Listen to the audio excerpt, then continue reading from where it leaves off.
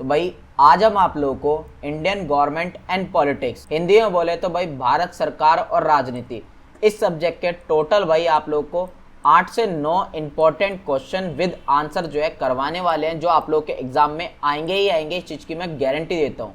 ये जो सब्जेक्ट है भाई ये बीए प्रोग्राम वाले बच्चों के पास होता है सेकेंड सेमेस्टर में।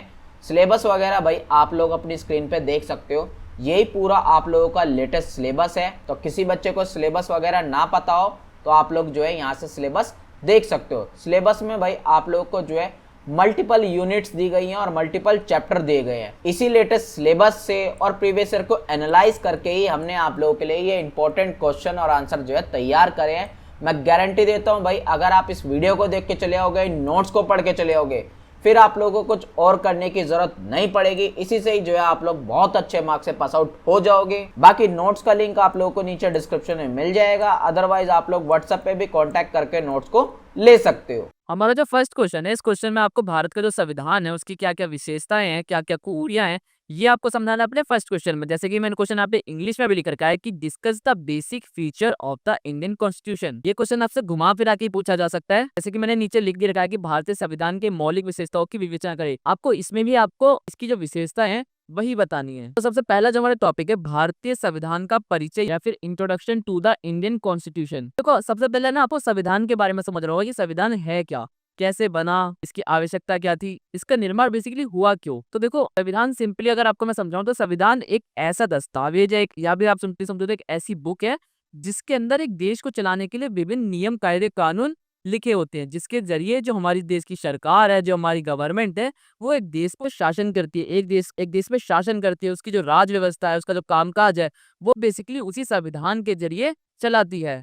क्योंकि उस संविधान के अंदर सरकार की क्या शक्तियां होंगी, सरकार के क्या अधिकार है, सरकार को कैसे काम करना है, ये सब सारी चीजें जो होती है, ये जो सारी जानकारी है, हमें संविधान के अंदर ही मिलती है। तो ऐसे एक विश्लेषक है, उनका मानना है कि जो संविधान है ना वो एक जीवित पाठ है। अब ये जीवित पाठ का मतलब उनका मानना था कि जो संविधान है बेसिकली जीवित है। जैसे एक इंसान होता है वैसे ही एक संविधान भी। अब वो ऐसा क्यों कहना चाह रहे, देखो एक ह्यूमन के अंदर, एक मनुष्य के अंदर कुछ चेंजेस आते हैं। जैसे कि पहले बच्चा होता है, फिर वो बढ़ता है, फिर उसका शरीर और बढ़ता है। इसी तरीके से क्या होता है ना, जो संविधान है ना, हम संविधान के अंदर भी अपनी सुविधाओं के अकॉर्डिंग, जैसे कि अभी वर्तमान में कोई कॉन्स्टिट्यूशन, कोई आर्टिकल ऐसा है कॉन्स्टिट्यूशन के अंदर, संविधान के अंदर, जो हमारी जरूरतों के हिसाब से सही नहीं है, तो हम उसमें चेंजेस कर सकते हैं, हम उसमें संशोधन कर सकते हैं। किसके जरिए? आर्टिकल 368 के जरिए। तो इसमें जो संशोधन करने की प्रक्रिया है ना, यही इसे एक जीवित पाठ के रूप में बताती है, क्योंकि हम इसके अंदर अपनी जरूरतों के हिसाब से, अपनी सहूलियत के अकॉर्डिंग इसमें चेंजेस कर सकते हैं। अभी संविधान सभा है या फिर संविधान कैसे बना, इसके बारे में जानते हैं। देखो सबसे पहले कॉन्स्टिट्यूशन या फिर संविधान जो हमारा बना था कॉन्स्टिट्यूशन असेंबली के जरिए या फिर संविधान सभा के जरिए। तो संविधान सभा का निर्माण हुआ था, वो आपका बेसिकली हुआ था 9 दिसंबर 1946 में। आपकी जो संविधान सभा की पहली बैठक हुई थी वो इसी दिन हुई थी। इस सभा के अध्यक्ष कौन थे?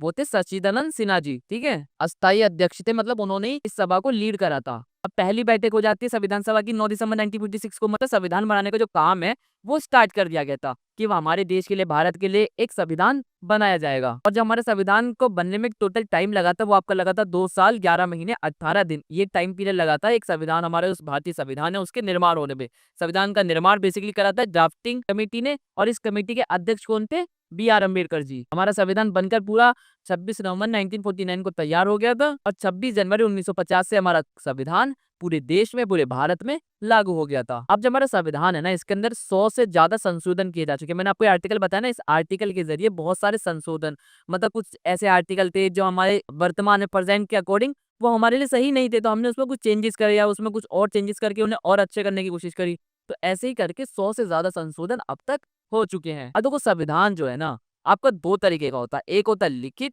एक होता है अलिखित। देखो लिखित तो जैसे कि हमारा है, भारत देश का है, और अलिखित का आप एग्जांपल देख सकते हैं, जैसे ब्रिटेन का है। वहां का जो संविधान है, जो कॉन्स्टिट्यूशन है, वो लिखित नहीं है बल्कि मौखिक रूप से याद रखा जाता है। जो उनकी असेंबली में कानून बताए जाते हैं वही कानून सीधे वहां पे पारित हो जाते हैं, उन्हें बेसिकली कोई लिखा नहीं जाता है। लिखित रूप से वहां पे जो संविधान है वो नहीं चलता है। ये संविधान के बारे में आपकी बेसिक नॉलेज थी जो मैंने आपको यहाँ पे बता दिया। अब संविधान, हमारे भारतीय संविधान की क्या विशेषताएं हैं, क्या इसके फीचर्स हैं, इस टॉपिक को हम अब अच्छे से समझेंगे। देखो सबसे पहली जो विशेषता है ना, सबसे लंबा लिखित संविधान। देखो सिंपली आपको इसका मतलब समझ में आ ही गया होगा। जो हमारा संविधान है, भारतीय संविधान या फिर जो कॉन्स्टिट्यूशन है, उसके अंदर जितने आर्टिकल्स हैं, जितने अनुच्छेद हैं, जितने पार्ट्स हैं, वो दुनिया के और संविधानों के कंपैरिजन सबसे ज्यादा है। हमारे संविधान के अंदर टोटल 393 अनुच्छेद, 8 अनुसूची और 22 भाग जब हमारा संविधान बनाते ही उस टाइम पे थे इतने। पर जो वर्तमान टाइम है, जो प्रेजेंट टाइम है, उसके अंदर अब इसके अंदर 448 अनुच्छेद, 12 अनुसूचियां और 25 भाग हैं। पर जब हम पढ़ते हैं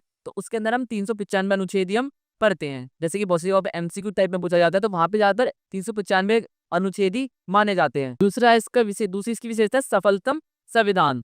देखो हमारा जो संविधान बना था ना, तो ये इतने सारे लोग, हमारी जनसंख्या कितनी बड़ी थी, तो उसके अकॉर्डिंग ऐसा माना जा रहा था उस टाइम पीरियड में कि जो संविधान है ज्यादा टाइम तक नहीं चलेगा और एक विफल संविधान रहेगा। पर उसके बावजूद हमारे जो इतने बड़े बड़े नेता थे, उन्होंने, वो इतने बुद्धिजीवी थे कि उन्होंने जिस संविधान को बनाया, वो संविधान आज के टाइम पे भी इतना सही साबित हुआ आज के लोगों के लिए। तो इसलिए भारत का जो संविधान है या फिर जो कॉन्स्टिट्यूशन है, वो दुनिया का सबसे सक्सेसफुल कॉन्स्टिट्यूशन माना जाता है पूरे वर्ल्ड में। तो क्योंकि इसके अंदर ना हमें अमेंडमेंट या फिर संशोधन का अधिकार भी दिया गया है कि हम अपनी जरूरत के अकॉर्डिंग इसके अंदर कुछ चेंजेस ला सकते हैं, और यही इसका एक रीजन है जो इसको सफल बनाता है। तीसरा है ना ज्यादा कठोर ना ज्यादा लचीला। देखो ना ज्यादा कठोर ना ज्यादा लचीला, या फिर neither too rigid not too flexible. मतलब इसमें ना कुछ ऐसे कुछ चीजें तो ऐसी हैं जिसको हम बड़ी आसानी से संशोधन कर सकते हैं, पर इसके साथ साथ कुछ चीजें ऐसी भी है ना जिसे इतनी जल्दी से या फिर आसानी से संशोधन, उसमें चेंजेस नहीं लाई जा सकते। जैसे कि मौलिक अधिकार, मौलिक अधिकारों में भाई थोड़ा सा भी चेंजेस लाना बहुत मुश्किल है, उसमें कोई भी इतनी आसानी से चेंजेस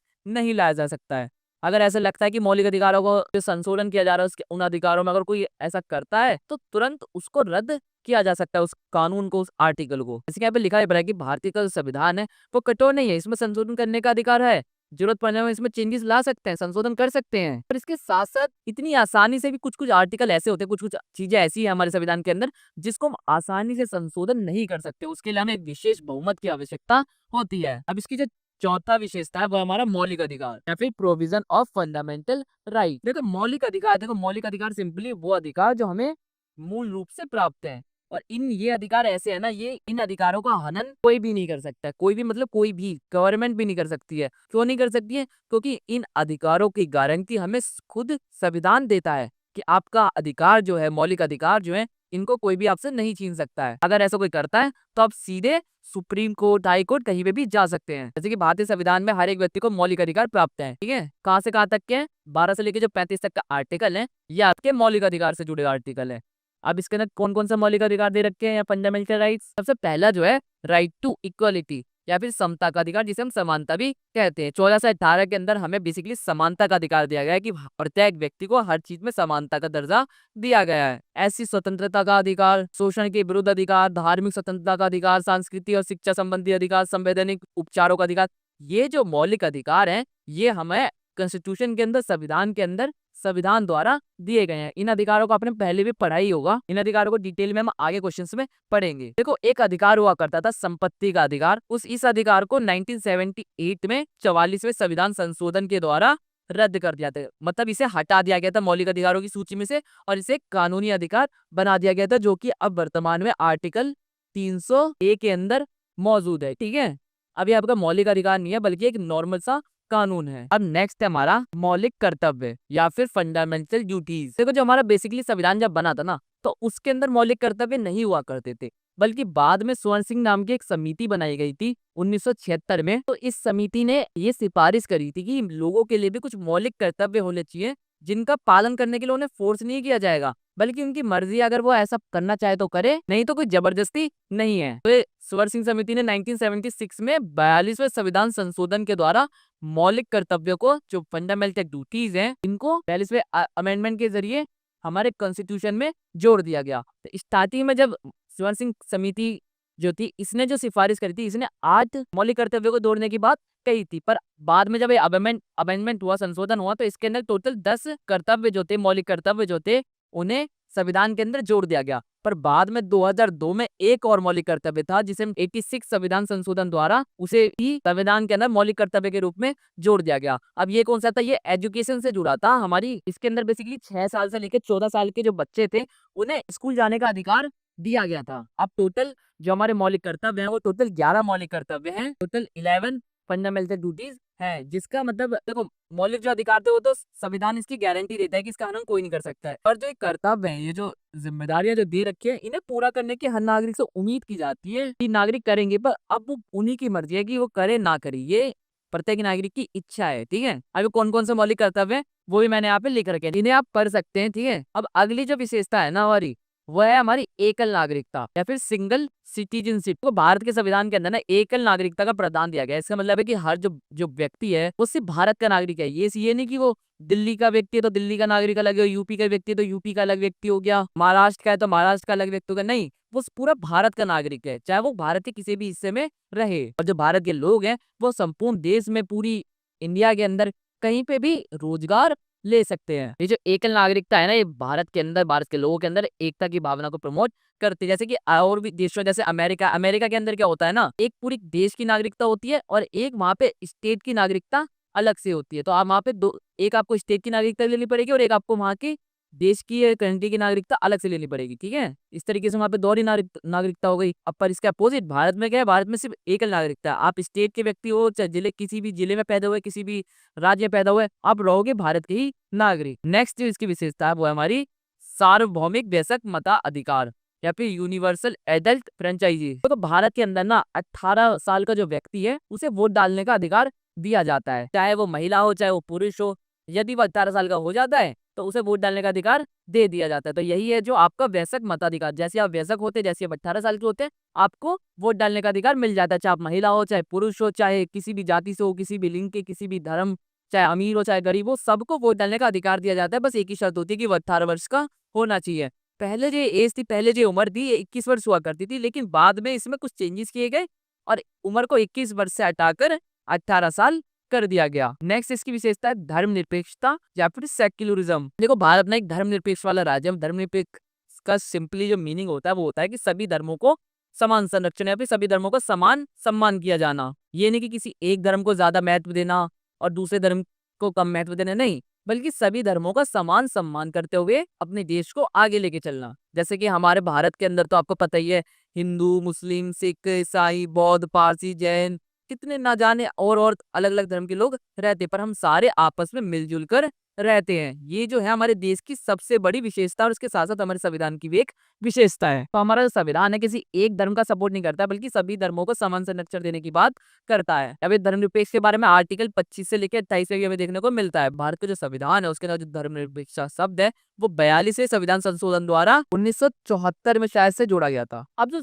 9वीं जो इसकी विशेषता है वह समाजवाद या फिर इंग्लिश में पढ़े तो सोशलिज्म। तो समाजवाद होता है क्या? देखो, समाज में सभी लोगों का विकास करना, समाज में जो भी लोग हैं उन सबका भला करना ही समाजवाद है। आपका बेसिकली यही होता है, जिसमें हम पिछड़ा वर्ग जो है, जो गरीब वर्ग है, इन सब के विकास हेतु कुछ सुधार करते हैं। तो इसी को हम समाजवाद कह सकते हैं। इंदिरा गांधी की जो सरकार थी उनके द्वारा 1976 में 42वें संविधान संशोधन के द्वारा समाजवाद जो शब्द है वो भारत की जो प्रस्तावना है, जो प्रिम्बल है, उसके अंदर वो जो शब्द है सोशलिज्म, ये जोड़ा गया था। जैसे कि आपने पढ़ा ही होगा भारत की प्रस्तावना, जिसमें हम भारत के लोग भारत को एक संप्रभु प्रभुत्व संपन्न गणराज्य बनाने के लिए, ये वाली जो प्रस्तावना है आपकी एनसीईआरटी की जो बुक्स होती है इनके अंदर भी लिखी होती है, आपने पढ़ा ही होगा। तो उसमें आपको सोशलिज्म शब्द, ये समाजवाद शब्द आपको देखने को मिलता है। तो ये जो शब्द है 42वें संविधान संशोधन द्वारा 1946 में जोड़ा गया था हमारी प्रिम्बल के अंदर। अगली जो इसकी विशेषता है वो है संघीय व्यवस्था या फिर फेडरल सिस्टम। तो संघीय व्यवस्था बेसिकली सिंपली बता दूं मैं आपको, तो शक्तियों का विभाजन होता है, जिसमें शक्ति जो है ना, जो पावर है,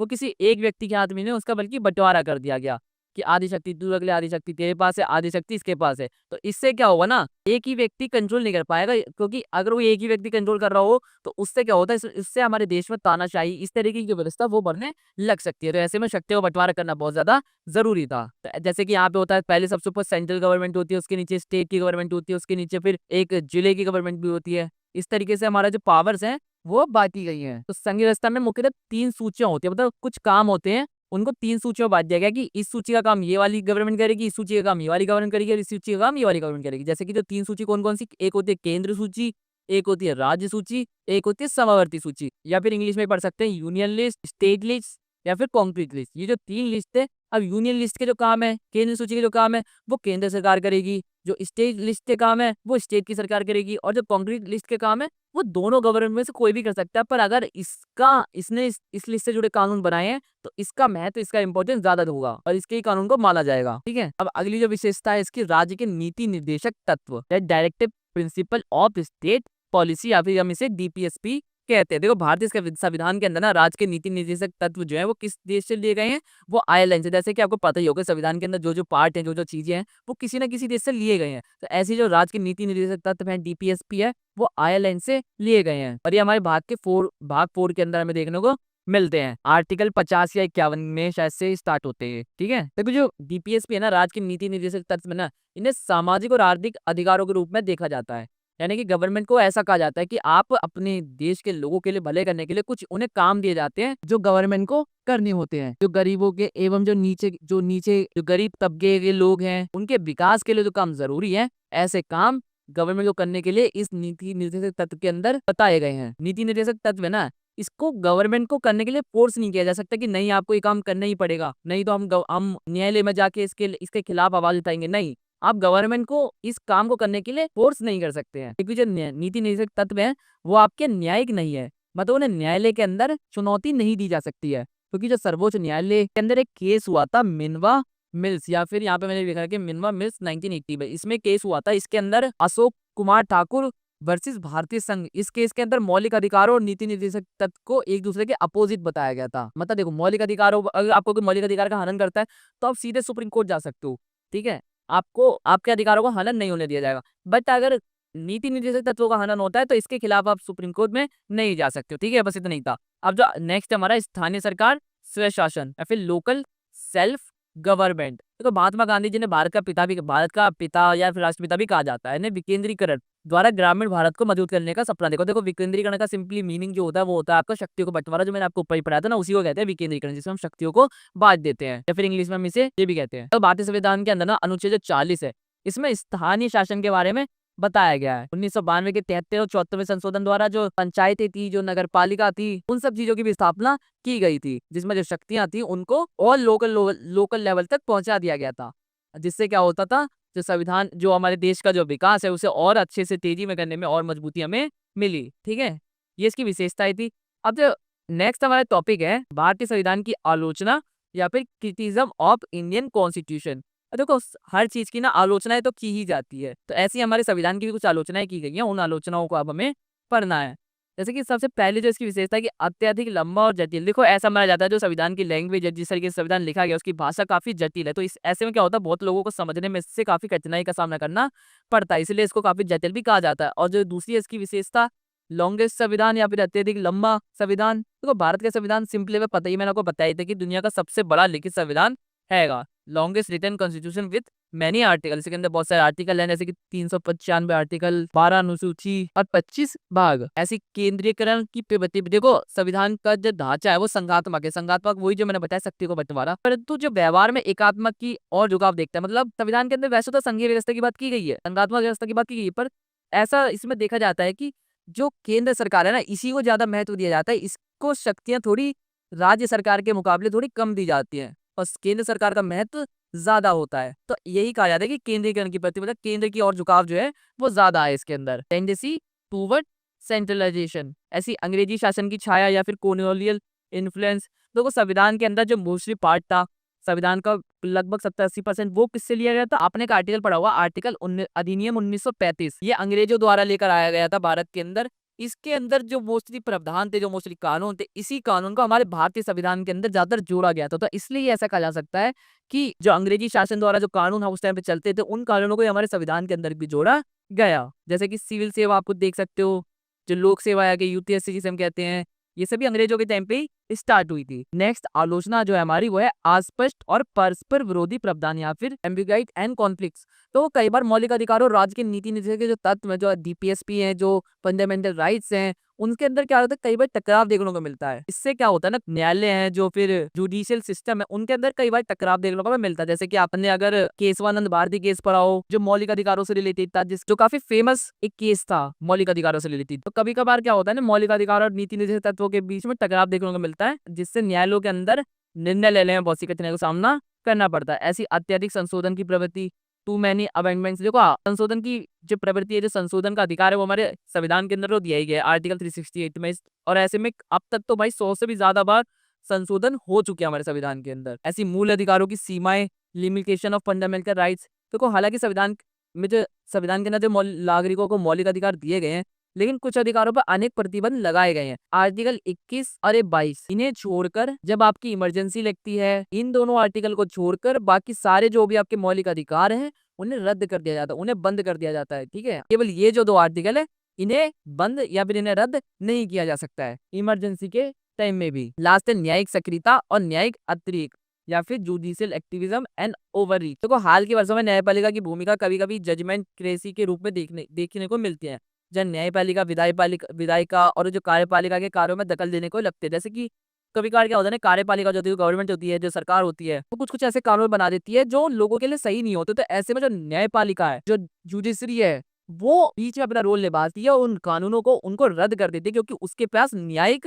समीक्षा का अधिकार है। क्योंकि कानून, जैसी गवर्नमेंट कोई कानून बनाती है, उस कानून की जो समीक्षा है, उस कानून को कौन जांचती है कि कानून लोगों के लिए सही है या नहीं है, तो इसका अधिकार न्यायपालिका के पास है। अगर कुछ भी उसमें कमी देखने को मिलती है तो वो उस कानून को रद्द कर सकती है। ठीक है, लास्ट आप एक निष्कर्ष और ऐड कर दीजिएगा, आपका क्वेश्चन यहाँ पे कंप्लीट होता है। ठीक है, हमारा जो सेकंड क्वेश्चन है, इस क्वेश्चन में हमसे मौलिक अधिकार और जो राज्य के नीति निर्देशक तत्व हैं, इनके बारे में अच्छे से एक्सप्लेन करना है। जैसे कि मैंने यहाँ पे इंग्लिश में भी लिख रखा है, examine the relationship between the fundamental rights and directive principle, या फिर इंग्लिश में डीपीएसपी भी ने कहते हैं। ये क्वेश्चन अलग अलग तरीके से पूछा जा सकता है, जो कि मैंने यहाँ पे नीचे लिख भी रखे हैं, आप इन्हें पढ़ सकते हैं। सबसे पहला जो हमारा टॉपिक है मौलिक अधिकार या फिर फंडामेंटल राइट्स। देखो मौलिक अधिकार ना एक व्यक्ति के विकास के लिए, व्यक्ति के डेवलपमेंट के लिए ना बहुत ज्यादा जरूरी है, क्योंकि अगर ये अधिकार हमें नहीं मिलेंगे तो हम अपना जो संपूर्ण विकास है वो सही तरीके से नहीं कर पाएंगे। मौलिक अधिकार जो हमें देखने को मिलता है भारत के संविधान के भाग 3 में, अनुच्छेद 12 से लेकर 35 में देखने को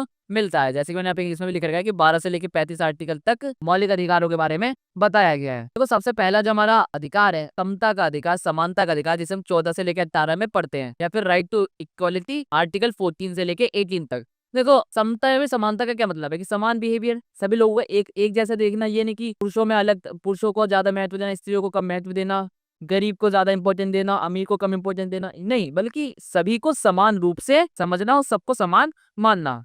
ये नहीं कि एक अमीर है तो इसके लिए अलग प्रावधान होंगे, इसके लिए अलग कानून होंगे, और एक व्यक्ति गरीब है तो इसके लिए अलग कानून होंगे, नहीं, बल्कि सभी लोग जो है वो आपस में समान है, इनमें किसी तरीके का भेदभाव नहीं किया जा सकता है। आर्टिकल 14 जो है वो कानून के समक्ष समान संरक्षण, और कानून का समान संरक्षण मतलब कानून के सामने तो हम सब समान है, और कानून जो है वो हमारे लिए भी समान है। ये नहीं कि एक अमीर व्यक्ति तो इसके लिए कानून अलग से चलेगा, नहीं, इसके लिए भी कानून वैसे ही काम करेगा, वैसे ही चलेगा जैसे कि गरीब व्यक्ति के लिए काम करेगा। ऐसी आर्टिकल 15 जो है, इसके अंदर जाति, धर्म, लिंग, नस्ल या जन्म स्थान के आधार पर भेदभाव को प्रतिबंध लगाया है। देखो कानून की जो लैंग्वेज है, संविधान की लैंग्वेज है ना, बहुत ही थोड़ी टफ है एकदम। जो एग्जिट वर्ड लेके पड़े है ना, इन्हें समझना बहुत जरूरी है। देखो किसी भी प्रकार की जाति का, किसी प्रकार का धर्म का, किसी प्रकार का लिंग, नस्ल या फिर जन्म स्थान का इसमें बिल्कुल भेदभाव नहीं किया जा सकता है। अनुच्छेद 16 जो है वो समान अवसर मतलब सभी को रोजगार के अंदर, चीजों के अंदर समान अवसर देने की बात करता है। और जो हमारा आर्टिकल 76 है वो बेसिकली छुआछूत या फिर हम इसे अस्पृश्यता या फिर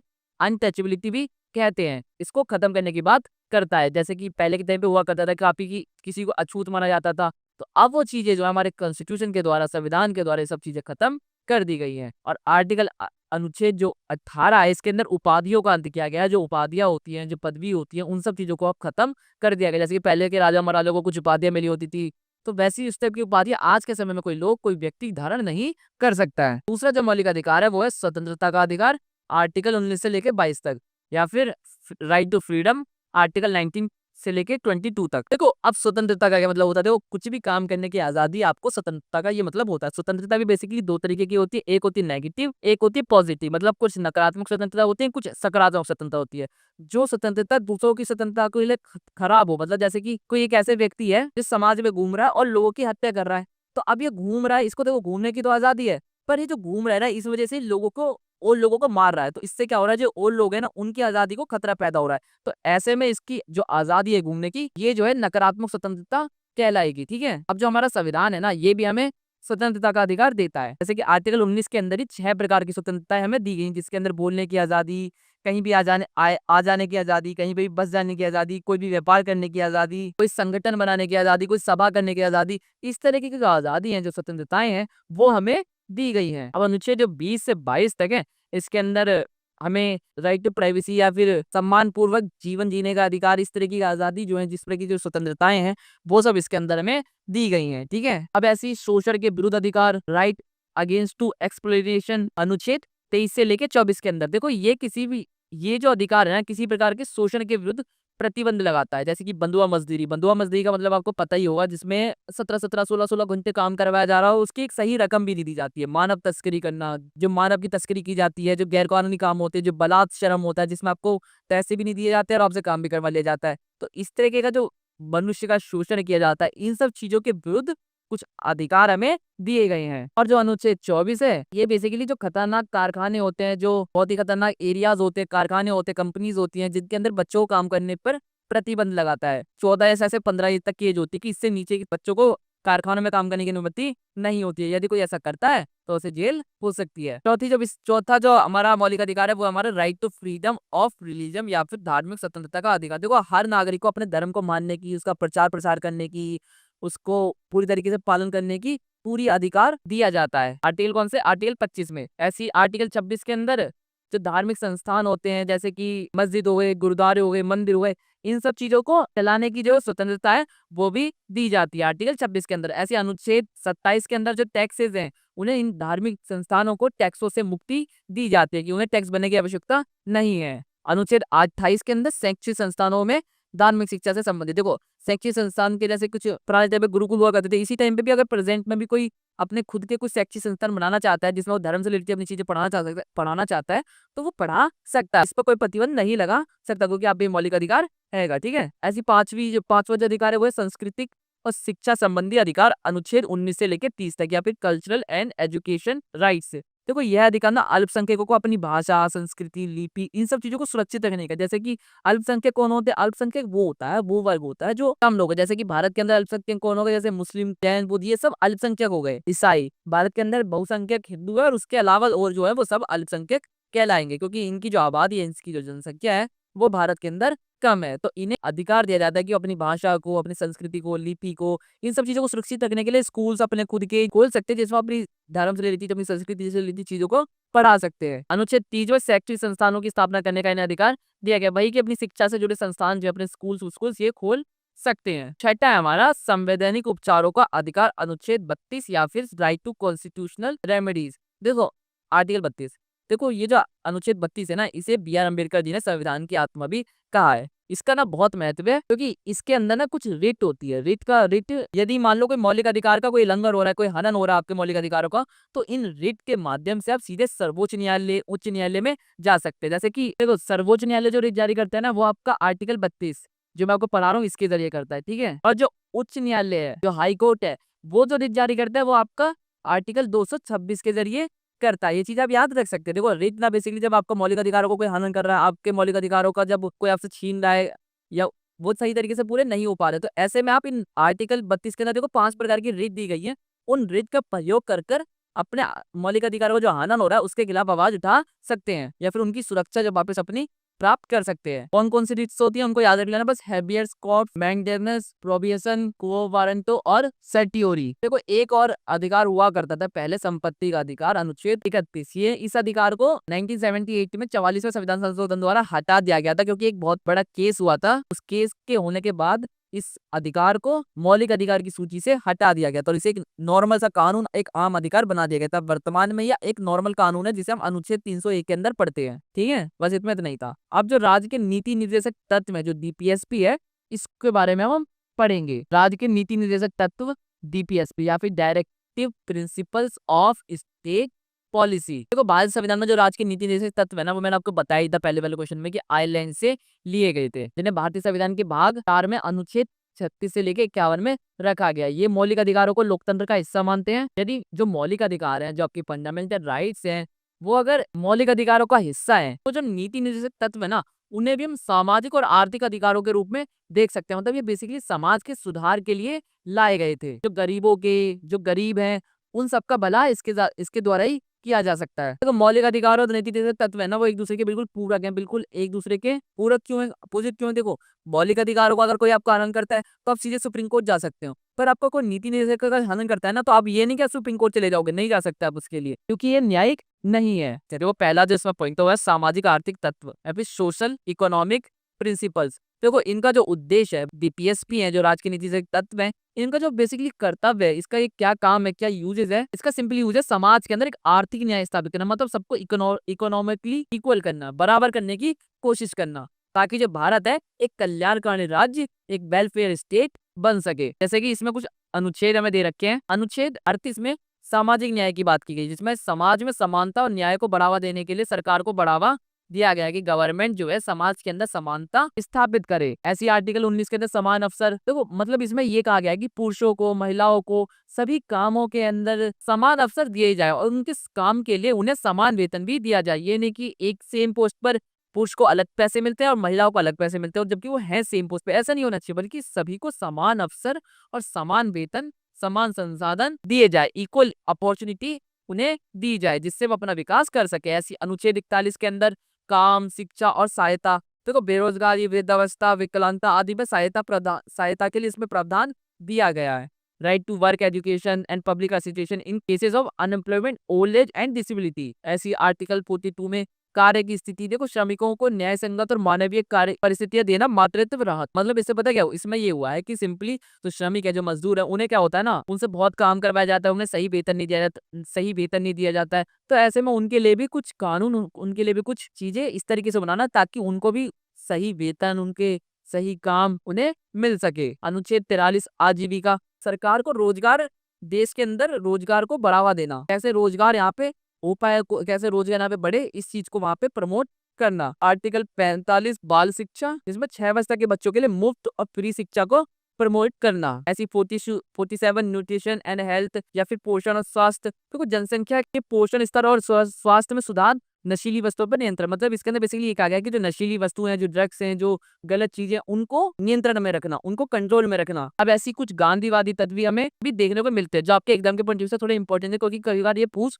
लिया जाता है। तो अनुच्छेद 40, इसमें ग्राम पंचायत के बारे में बताया गया है। अनुच्छेद 43 के अंदर कुटीर उद्योगों के बारे में बताया गया है। अनुच्छेद 46 के अंदर पिछड़े वर्गों की हित के बारे में बताया गया है।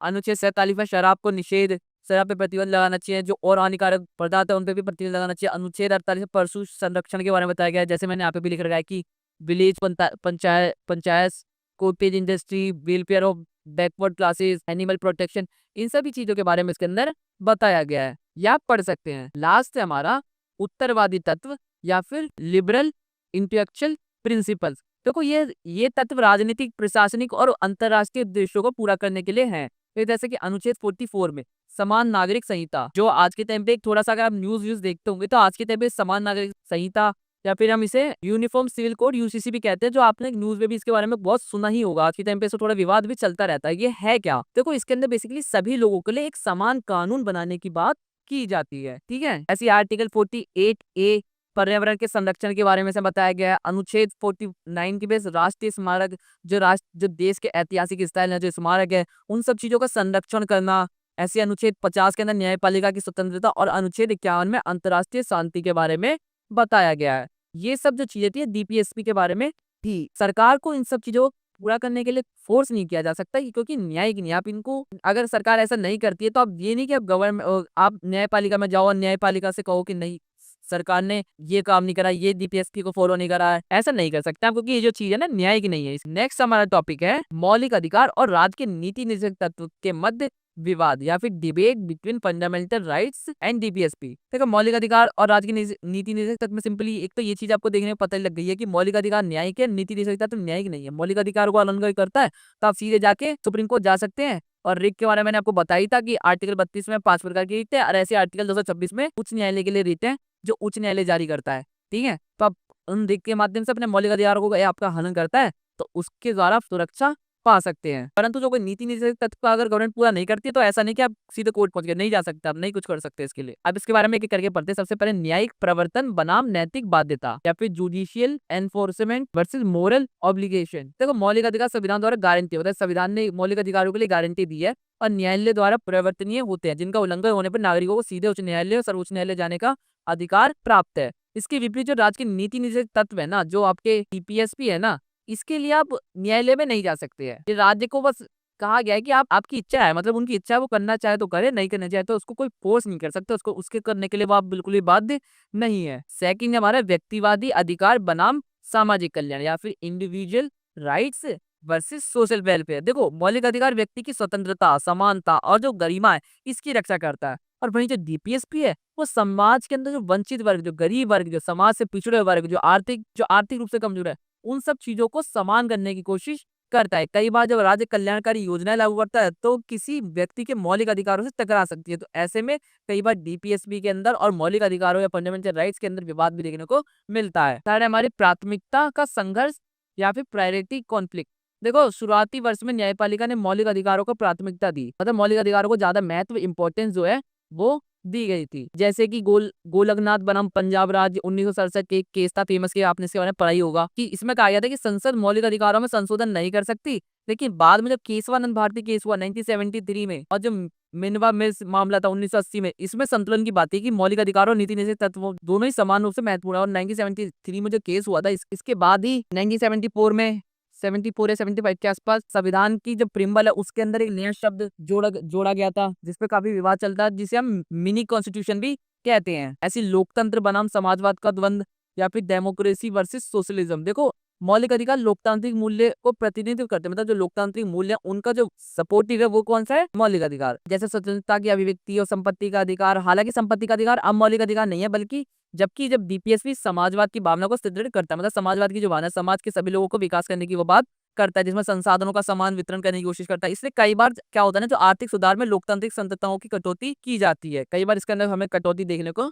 मिलती है। ऐसी समन्वय की आवश्यकता या फिर नीड फॉर हार्मोनाइजेशन। देखो आज न्यायपालिका ये मानती है कि मौलिक अधिकार और डीपीएसपी एक दूसरे के पूरक है, अपोजिट है, पर विरोधी नहीं है एक दूसरे के। IR कोयल केस 2007 में सर्वोच्च न्यायालय ने कहा कि संविधान की मूल संरचना में दोनों को संतुलन निहित है। अंत न्याय का उद्देश्य तभी पूरा हो सकता है जब दोनों को सम्मिलित रूप से लागू किया जाए, मतलब दोनों का समान महत्व थोड़ा थोड़ा हैगा। लास्ट में आप कंक्लूजन या निष्कर्ष और ऐड कर दीजिएगा, आपका क्वेश्चन यहाँ पे कंप्लीट होता है। हमारा जो तीसरा क्वेश्चन है, इस क्वेश्चन से सिंपली बस इतना सा पूछा जा रहा है कि जो भाषा के आधार पर जो राज्य को गठन किया गया था, उन राज्यों को गठन करने में कौन कौन सी उन्हें चुनौतियों का सामना करना पड़ा था, उन चुनौतियों के बारे में बताना अपने इस क्वेश्चन में। ये क्वेश्चन अलग अलग तरीके से ही पूछा जा सकता है, जैसे कि मैंने यहाँ पे लिख भी रख रखा। ये भारत में रियासतों के एकीकरण पर एक निबंध लिखे, भारत में भाषाई आधार पर पुनर्गठन पर निबंध लिखे। इस तरीके से क्वेश्चन ये अलग तरीके से घुमा फिरा के आपसे पूछ सकते हैं, पर आपको बताना वही है जो मैं इस क्वेश्चन में आपको बताऊंगा। देखो सबसे पहला जो हमारा टॉपिक है ना, वो हमारा भाषा के आधार पर नए राज्य के गठन की मांग या फिर demand for creation of new state based on language. देखो ब्रिटिश काल से ही देश के कई स्थानों पर भाषा आधारित नए राज्यों की मांग जो थी ना, वो की जाने लगी थी ब्रिटिश काल से, कि हमें एक अलग राज्य, एक अलग जगह बना, एक अलग जिला या फिर एक अलग राज्य बना दीजिए हमारी भाषा के आधार पर। भाषा के आधार पर राज्य बनाने का जो पहला विचार था वो किया गया था आपका 1917 में कोलकाता के कांग्रेस अधिवेशन में, या फिर यहाँ पे मैंने लिख रखा है 1917 Congress session in Kolkata. Montagu Chelmsford reforms जो 1918 में लाए गए थे भारत के अंदर, इसके अंदर भारत में नए राज्यों को भाषा के आधार पर बनाने की जो सिफारिश थी वो भी की गई थी। 1920 में कांग्रेस के नागपुर अधिवेशन में इस पर दोबारा से विचार किया गया था। देखो स्वतंत्रता आंदोलन के साथ भाषा के आधार पर नए राज्यों के जो गठन थे, इसकी मांग भी काफी ज्यादा जुड़ी हुई थी, मतलब बहुत सारे लोगों की ये मांग की जा रही थी कि हमें भाषा के आधार पर एक अलग अपना राज्य चाहिए। साउथ की तरफ भी ऐसा ज्यादा हो रहा था कि वो अलग राज्यों की मांग करे अपनी लैंग्वेज के बेस पर। इसीलिए स्वतंत्रता के बाद देश के कई हिस्सों में भाषा के आधार पर नए राज्य बनाने की जो मांग थी वो भी काफी तेजी से उठने लगी थी। ऐसे की श्रेणी पढ़ते हैं हमको। श्रेणी ए, इस वर्ग में असम, बिहार, मुंबई, मध्य प्रदेश, मद्रास, उड़ीसा, पंजाब या यूनाइटेड त्रिवेशी और पश्चिम बंगाल शामिल थे। ऐसी श्रेणी बी, इसमें ब्रिटिश काल की शाही रियासतें थी वो शामिल थी, जैसे कि हैदराबाद, जम्मू कश्मीर, राजस्थान, मैसूर, मध्य भारत, पटियाला और पूर्वी पंजाब। ऐसी श्रेणी सी, इसमें मध्य आकार की रियासतें थी जैसे कि अजमेर, भोपाल, बिलासपुर। ऐसी श्रेणी थी, इसमें विशेष दर्जे वाले राज्य शामिल थे, जैसे अंडमान निकोबार द्वीप समूह। जैसे मैंने यहाँ पे इंग्लिश में लिखा कि category A, category B, category C, category D. इस तरीके से राज्य जो थे ब्रिटिश काल में थोड़े से बटे हुए थे। जो नेक्स्ट टॉपिक है हमारा राज्य पुनर्गठन आयोग का गठन या फिर formation of the states reorganisation commission. मतलब ये जो अब आयोग बनाया गया ना, इसमें बेसिकली राज्यों का जो पुनर्गठन किया जाना था, जो राज्यों को बनाया जाना था, वो किस तरीके से बनाया जाना था, इस चीज के लिए एक आयोग का गठन किया गया था। एक जाने माने सैनिक पोट्टी शिरुमलु ने 19 अक्टूबर 1952 को एक अनशन शुरू करा था। मतलब इन्होंने एक अनशन, एक भूख हड़ताल चालू करी थी 19 अक्टूबर 1952 को। यहाँ पे पहले लिखा गया 19 अक्टूबर 1952 में, ठीक है। और अनशन के 56वें दिन यानी कि 16 दिसंबर 1952 को इनकी मृत्यु हो जाती है अनशन पे बैठे हुए, जिसे मद्रास के लोगों ने तेलुगु भाषी सीमा में हिंसा करने लगे। मतलब जो वहां के लोग थे वो अपने उस जगह पे हिंसा फैलाने लगे और पूरे आंध्रा क्षेत्र में 3 दिनों तक लगातार दंगे फसाद हिंसा हड़ताल ये जो चीजें चलती रही। तो और पुलिस फायरिंग में कई लोग भी मर गए, जिसके कारण सरकार ने आंध्र प्रदेश का गठन करा। मतलब जो भाषा के आधार पर जो सबसे पहले जो राज्य बनाया गया था वो था आपका आंध्र प्रदेश। और क्यों बनाया गया? क्योंकि सबसे पहले इन्होंने एक अपना अनशन चालू करा भाषा के आधार पर आंध्र प्रदेश बनाने के लिए। सबसे पहली मांग इन्होंने ही करी थी, पर वो राज्य नहीं बन रहा था, तो इसके खिलाफ इन्होंने अनशन पर बैठ के प्रदर्शन करा। जब इनकी मृत्यु हो जाती है, वहां पे बहुत सारा दंगा फसाद होता है। उसके बाद सरकार जो है ये फैसला लेती है और एक आंध्र प्रदेश नाम से राज्य की स्थापना कर देती है। अंततः 1 अक्टूबर 1953 को नए राज्य आंध्र प्रदेश का गठन किया गया और यहाँ भाषा आधारित पहला राज्य था। इसके बाद भाषा के आधार पर नए राज्य के निर्माण करने की जो मांगे थी वो काफी तेजी से फैलती चली गई। और उसके बाद फिर गवर्नमेंट द्वारा एक कमीशन बनाई गई, स्टेट रीऑर्गेनाइजेशन कमीशन, जिसके हेड आपके फजल अली थे, जो भाषा के आधार पर या फिर राज्य के पुनर्गठन के लिए काम करता था। एक रिपोर्ट इनसे मांगी गई कि आप राज्यों का निर्माण किस तरीके से किया जाना चाहिए, वो इन्होंने अपनी रिपोर्ट में बताया था। देखो अभी सबसे पहली जो पॉइंट है हमारा राज्य पुनर्गठन आयोग की रिपोर्ट अक्टूबर 1955 में, या स्टेट रीऑर्गेनाइजेशन कमीशन रिपोर्ट 1955। देखो राज्य पुनर्गठन आयोग ने रिपोर्ट में भारत के राज्यों के गठन के लिए कई अहम सुझाव दिए थे। मतलब इसके अंदर उन्होंने भारत का जो राज्यों का निर्माण किया जाना है वो किस तरीके से किया जाना है इसके बारे में उन्होंने बताया था। और इस रिपोर्ट ने इन राज्यों के नाम, सीमा, मुख्य शहर, इन सब चीजों के बारे में इस रिपोर्ट के अंदर जो है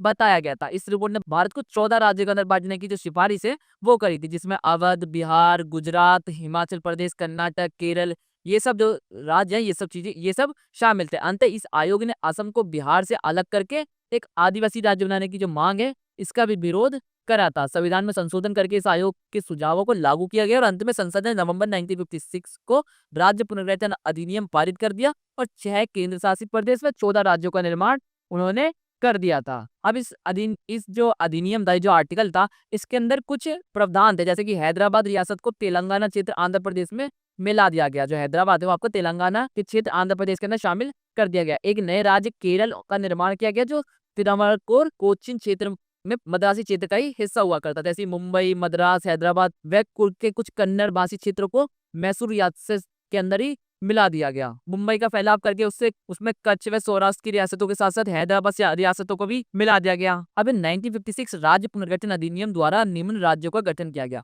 मतलब ये जो कौन कौन से राज्य बनाए गए वो मैंने यहाँ पे लिख रखे गया, आप इन्हें पढ़ सकते हैं, ठीक है। ये ज्यादा इंपॉर्टेंट है नहीं। अगला जो टॉपिक है हमारा भारत में राज्यों के पुनर्गठन के प्रमुख कारण या फिर major reasons for linguistic reorganisation. तो पहला हमारा पॉइंट है भाषाई आधार या फिर लिंग्विस्टिक बेसिस। वो स्वतंत्रता के बाद लोगों में ना ये मांग काफी तेजी से बढ़ती जा रही थी, या फिर लोग जो काफी डिमांड करने लगे थे कि हमें अपनी भाषा के अकॉर्डिंग, हमें अपनी भाषा के आधार पर एक अलग राज्य चाहिए। क्योंकि जो भाषा है ना वो व्यक्ति के कल्चर से, व्यक्ति की संस्कृति से, इन सब चीजों से जुड़ी होती है। इसलिए जो मांग है काफी तेजी से बढ़ती गई और एक व्यापक जन समर्थन, जो लोगों का समर्थन है वो भी इस मांग को मिलता गया। इसीलिए आंध्र प्रदेश का गठन हुआ, क्योंकि तेलुगु भाषा के जो लोग थे इसका मांग कर रहे थे।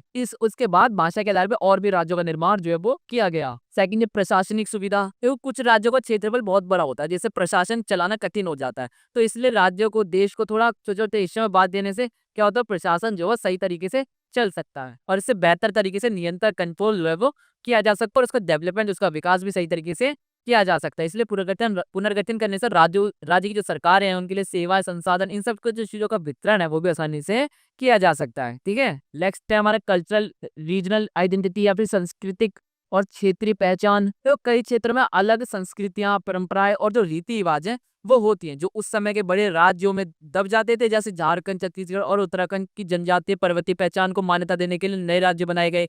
इससे इन क्षेत्रों की जो अपनी संस्कृति है इनको सही तरीके से इनका विकास हुआ, इनकी सही तरीके से इनका डेवलपमेंट हो पाया। ऐसी रीजनल इकोनॉमिक इम्बैलेंस आर्थिक विकास के असमानता देखो कई बार बड़े राज्यों में कुछ क्षेत्र आर्थिक रूप से पिछड़े रह जाते हैं क्योंकि राज्य की योजना है जो समान रूप से पूरी तरीके से पूरे राज्य में तो लागू नहीं हो सकती है। इसलिए नए राज्य बनाने से पिछड़े जो क्षेत्र है उनको भी प्राथमिकता मिल सकती है। नेक्स्ट हमारा पॉइंट है राजनीतिक दबाव और जन आंदोलन या फिर political pressure and public movements. देखो जो बहुत से राज्य होते हैं उनके गठन में उनके निर्माण में कभी कभार कुछ पब्लिक मूवमेंट्स या कुछ जन आंदोलन या फिर कुछ राजनीतिक जो पार्टियां होती है उनका कुछ प्रेशर भी शामिल होता है। जैसे एग्जाम्पल मैंने आपको तेलंगाना के बारे में बताई था, पर जो आंध्र प्रदेश का निर्माण हुआ था वहाँ की जो जनता थी, जो वहाँ की पब्लिक थी, उनके द्वारा आंदोलन किया गया था। उनके द्वारा एक सरकार के ऊपर, गवर्नमेंट के ऊपर एक प्रेशर बनाया गया था एक अलग राज्य बनाने के लिए। अगर वो आंदोलन ना करते तो शायद वो राज्य का निर्माण ना होता। तो ये जो जन आंदोलन है, जो गवर्नमेंट के ऊपर प्रेशर है, इसके जरिए ही नए राज्यों का निर्माण किया गया। सिक्स्थ हमारा जो पॉइंट है वो औपनिवेशिक विरासत की विसंगति है। देखो जब भारत गुलाम हुआ करता था ना उस टाइम पे भारत में कोई नॉर्मली राज्य नहीं हुआ करते थे। भारत में एक जो हिस्सा था वो बेसिकली पूरी तरीके से अंग्रेजों के अधीन था। एक जो हिस्सा था वो राजा महाराजा के द्वारा चलाया जाता था, पर उनपे भी अंग्रेजों का ही अधिकार हुआ करता था। तो इस तरीके से चीजें बटी हुई थी। पर जब भारत आजाद हो जाता है तो भारत को एक राज्यों में बांटा जाता है, राज्यों का निर्माण किया जाता है पूरे भारत को, जिससे क्या होता है कि पूरे देश के, पूरे भारत के सभी लोगों का जो विकास है वो सही तरीके से किया जा सकता है। क्योंकि अब पूरा एक ही देश पे सही एक ही जगह से शासन करने में बहुत सी कठिनाइयों का सामना में करना पड़ सकता है। पर उन हिस्सों को जब हम बांट देते हैं अलग अलग हिस्सों में और उन पे शासन करने के लिए अलग अलग लोगों को बैठाया जाता है, तो इससे क्या होता है, जब सभी को छोटे छोटे क्षेत्र मिल जाते हैं, छोटे छोटे जगह मिल जाती है, तो वो सही तरीके से उस हिस्से का विकास कर सकते हैं। अब हमारा जो नेक्स्ट टॉपिक है वो है भारत में राज्यों के भाषाई पुनर्गठन की चुनौतियां या फिर चैलेंजेस ऑफ लिंग्विस्टिक रीऑर्गेनाइजेशन। तो विभिन्न भाषाओं की एक ही भौगोलिक क्षेत्र में उपस्थिति या फिर मल्टीपल लैंग्वेजेस इन जियोग्राफी। तो कई क्षेत्र में एक से अधिक भाषाएं बोली जाती है। जैसे नॉर्मली आपके यहाँ पे भी होता है कि बहुत एक एरिया में रहते हैं, वहाँ पे अलग अलग लैंग्वेजेस बोली जाती हो। जैसे कि महाराष्ट्र में मराठी, उर्दू, गुजराती, हिंदी, ये और जो और भी लैंग्वेजेस वहाँ पे बोली जाती है। ये तो एक ही क्षेत्र में जो अलग अलग लैंग्वेजेस बोली जाती है, ये तो नॉर्मल है, ठीक है। इससे ये तय करना कि किस लैंग्वेज के अकॉर्डिंग या फिर किस लैंग्वेज को वहाँ पे प्राथमिकता दी जाए, ये तय करना जो है काफी मुश्किल हो गया। क्योंकि इससे क्या होगा कि अल्पसंख्यक जो होंगे वहाँ पे कम, जो एक लैंग्वेज को कम बोलने लोग होंगे, उनके हितों की वहाँ पे अनदेखी हो सकती है। जैसे कि वहाँ पे अब महाराष्ट्र में जाएंगे तो वहाँ पे मराठी बोलने वाले ज्यादा लोग होंगे, गुजरात में जाएंगे तो गुजराती बोलने वाले ज्यादा लोग होंगे। तो ऐसे में क्या होगा कि वहाँ पे किस लैंग्वेज को ज्यादा महत्व दिया जाए या फिर जो अल्पसंख्यक है उनकी लैंग्वेजेस को वहाँ पे अनदेखी की जाएगी। तो ये भी एक चुनौती साबित हुई। ऐसी भाषाई पहचान से जुड़े क्षेत्र, अस्मिता का संघर्ष या फिर रीजनल आइडेंटिटी स्ट्रगल्स। तो भाषा के आधार पर राज्य को जो गठन है ना, उसने क्षेत्र जो उस क्षेत्र की जो पहचान है, इस चीज को उन्होंने बढ़ावा दिया, जिससे क्या हुआ ना, अलगाववाद की जो भावना है, एक अपने ही देश से अलग होने की जो भावना है, वो खत्म हो गई। इससे राष्ट्रीयता की जो एकता की जो राष्ट्र को जो एक करने की जो राष्ट्रीय एकता की जो भावना उसको बढ़ोतरी हमें देखने को मिलती है। कई बार ये अस्मिता हिंसात्मक आंदोलन में भी बदल सकती है, जैसे तेलंगाना और गोरखा आंदोलन। फिर थर्ड हमारा सीमाओं के निर्धारण में जटिलताएं। देखो भाषाई आधारित सीमाएं तय करते समय यह भी तय करना कठिन था कि किस जिले उप क्षेत्र को किस राज्य में शामिल किया जाए। जैसे कि उदाहरण के लिए बेलगाम क्षेत्र को महाराष्ट्र या कर्नाटक में रखने का विवाद आज तक जारी है। इस राज्य के बीच जल संसाधन प्रशासनिक नियंत्रण को लेकर आज भी विवाद रहता है। ऐसी भाषा या अल्पसंख्यकों की सुरक्षा, भाषा के आधार पर राज्य बनाने के बाद उन राज्यों में रहने वाले जो अन्य भाषा के जो समुदाय, जो अन्य लोग हैं जो दूसरी भाषाएं बोलते हैं, उनकी पहचान, उनकी शिक्षा, उनकी नौकरियों में हिस्सेदारी, इन सब चीजों को लेकर काफी असुरक्षा पैदा हो गई। ऐसी राजनीतिक हित और विरोधाभास या पॉलिटिकल इंटरेस्ट एंड कॉन्ट्रडिक्शन। देखो भाषाई पुनर्गठन के समय राजनीतिक दलों ने कई बार अपने लाभ के लिए मांगों का समर्थन और विरोध दोनों ही किया था। ये जो प्रक्रिया थी, ये जो प्रोसेस था, आपका लोकतांत्रिक होने की बजाय एक राजनीतिक बनता जा रहा था। मतलब जिसमें राजनीतिक जो पार्टियां थी वो अपना लाभ जो है, अपना जो इंटरेस्ट है वो ज्यादा निकाल रही थी। इससे जनता का जो वास्तविक हित था वो नहीं हो रहा था, बल्कि पॉलिटिकल जो पार्टियां हुआ करती थी उनका जो प्रॉफिट है वो फैल रहा था। ऐसी प्रशासनिक और आर्थिक असंतुलन की आशंका या फिर इकोनॉमिकल एंड एडमिनिस्ट्रेटिव इम्बैलेंस। देखो भाषाई आधार पर राज्यों के गठन से कई नई राज्यों को ना जो आर्थिक संसाधन है, जो उन्हें विकसित जो डेवलप होने के लिए जिन चीजों की जरूरत है,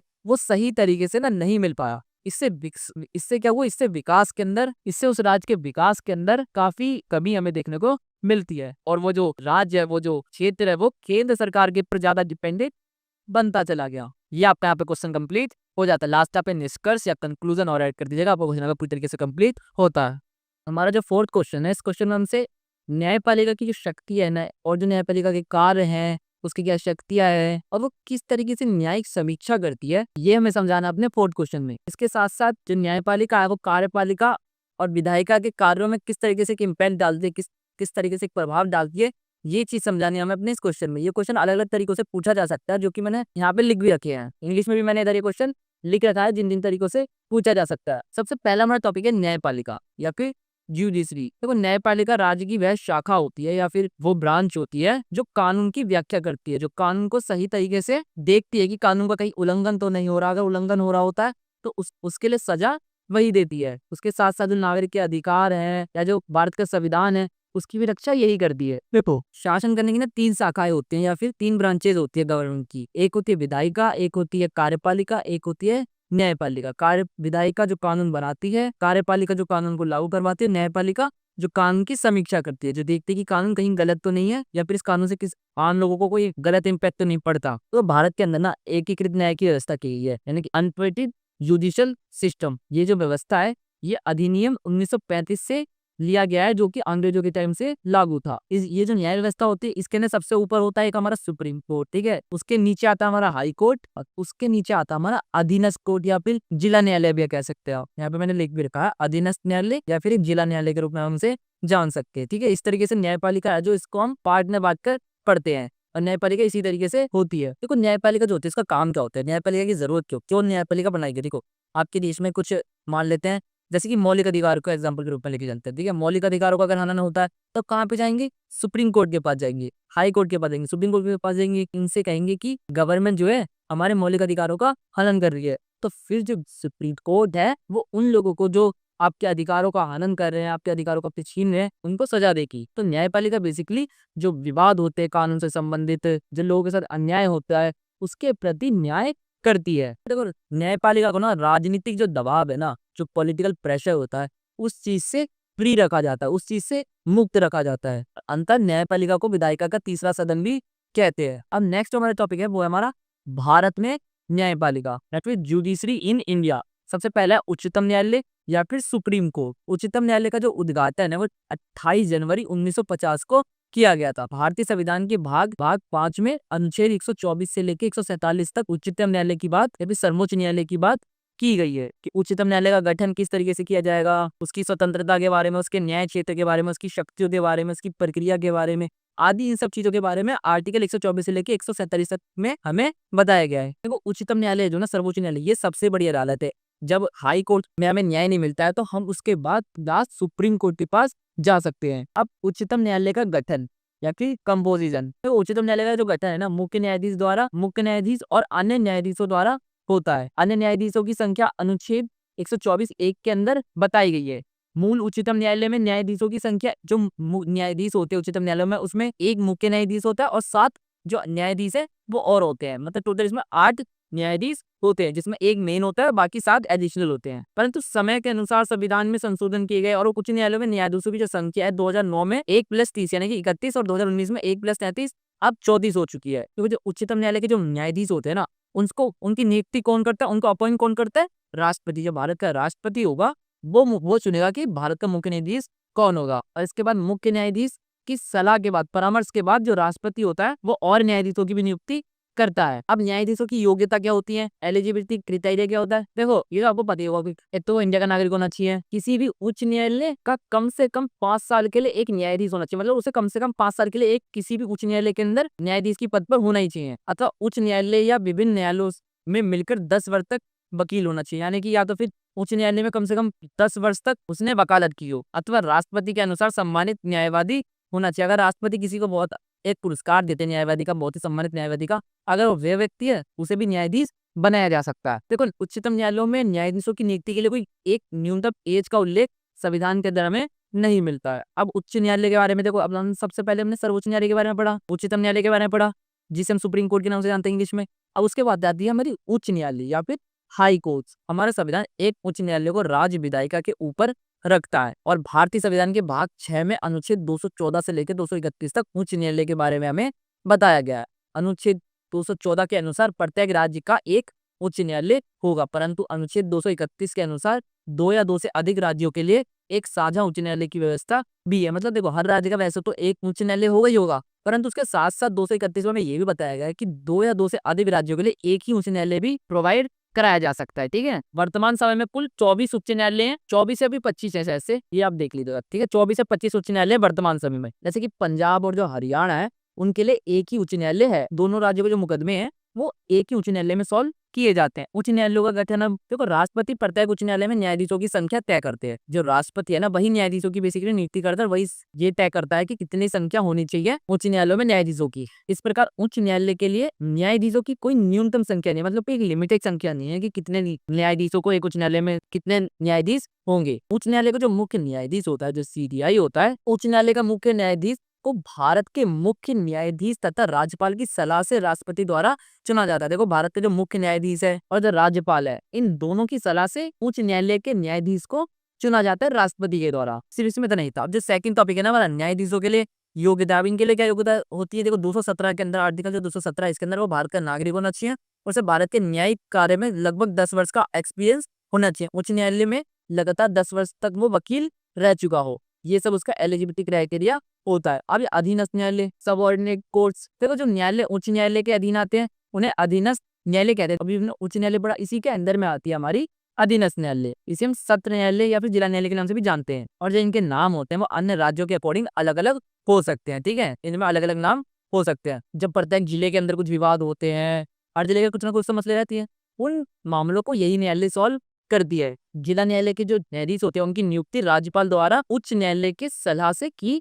जाती है। ठीक है, न्यायाधीशों की नियुक्ति कितने साल के लिए होती है? केवल 7 वर्षों तक। ऐसे में जो न्यायाधीश होते हैं उन्हें केवल 7 वर्ष तक सम्मानित वकील रहा हो अथवा संघ राज्य की सेवा में एक अधिकारी रहा हो, उसे न्यायाधीश बना दिया जाता है। अब भारत में न्यायपालिका की शक्तियां, powers of judiciary in India, क्योंकि सबसे पहले जो इसकी पावर है, जो इसकी शक्ति, वो संविधान की व्याख्या करने की शक्ति या फिर कॉन्स्टिट्यूशनल इंटरप्रिटेशन। देखो, संविधान की व्याख्या का मतलब है संविधान के अंदर क्या क्या चीजें हमें बताई गई है। जैसे कि हमें मौलिक अधिकार हमें दिए गए हैं, मौलिक कर्तव्य दिए गए हैं, डीपीएसपी दिए गए हैं, इसी और भी जो भी भिन्न कानून है, अलग अलग कानून है, वो जो दिए गए। जैसे कि आपने मौलिक अधिकार पढ़े होंगे तो आपने इसमें पढ़ा होगा कि मौलिक अधिकारों में चेंजेस नहीं किए जा सकते। उसका जो मूल ढांचा है उसके अंदर संशोधन नहीं किया जा सकता है। ऐसे में अगर गवर्नमेंट कभी संशोधन करती है और ऐसा कहते हैं कि हम मूल ढांचे में परिवर्तन नहीं कर रहे, चेंज नहीं कर रहे हैं, तो इसकी व्याख्या कौन करेगा कि अगर इसकी व्याख्या कौन करेगा कि आप इसमें चेंजेस कर रहे हैं नहीं कर रहे हैं? कौन बताएगा कि आप मूल ढांचे में चेंजेस कर रहे हैं नहीं कर रहे हैं? ये बताएगी न्यायपालिका, क्योंकि न्यायपालिका को ही ये शक्ति है कि वही संविधान की ढंग से व्याख्या कर सकती है। वो जो बताएगी संविधान के अंदर कि ये हमें चीज दी गई है नहीं दी गई है,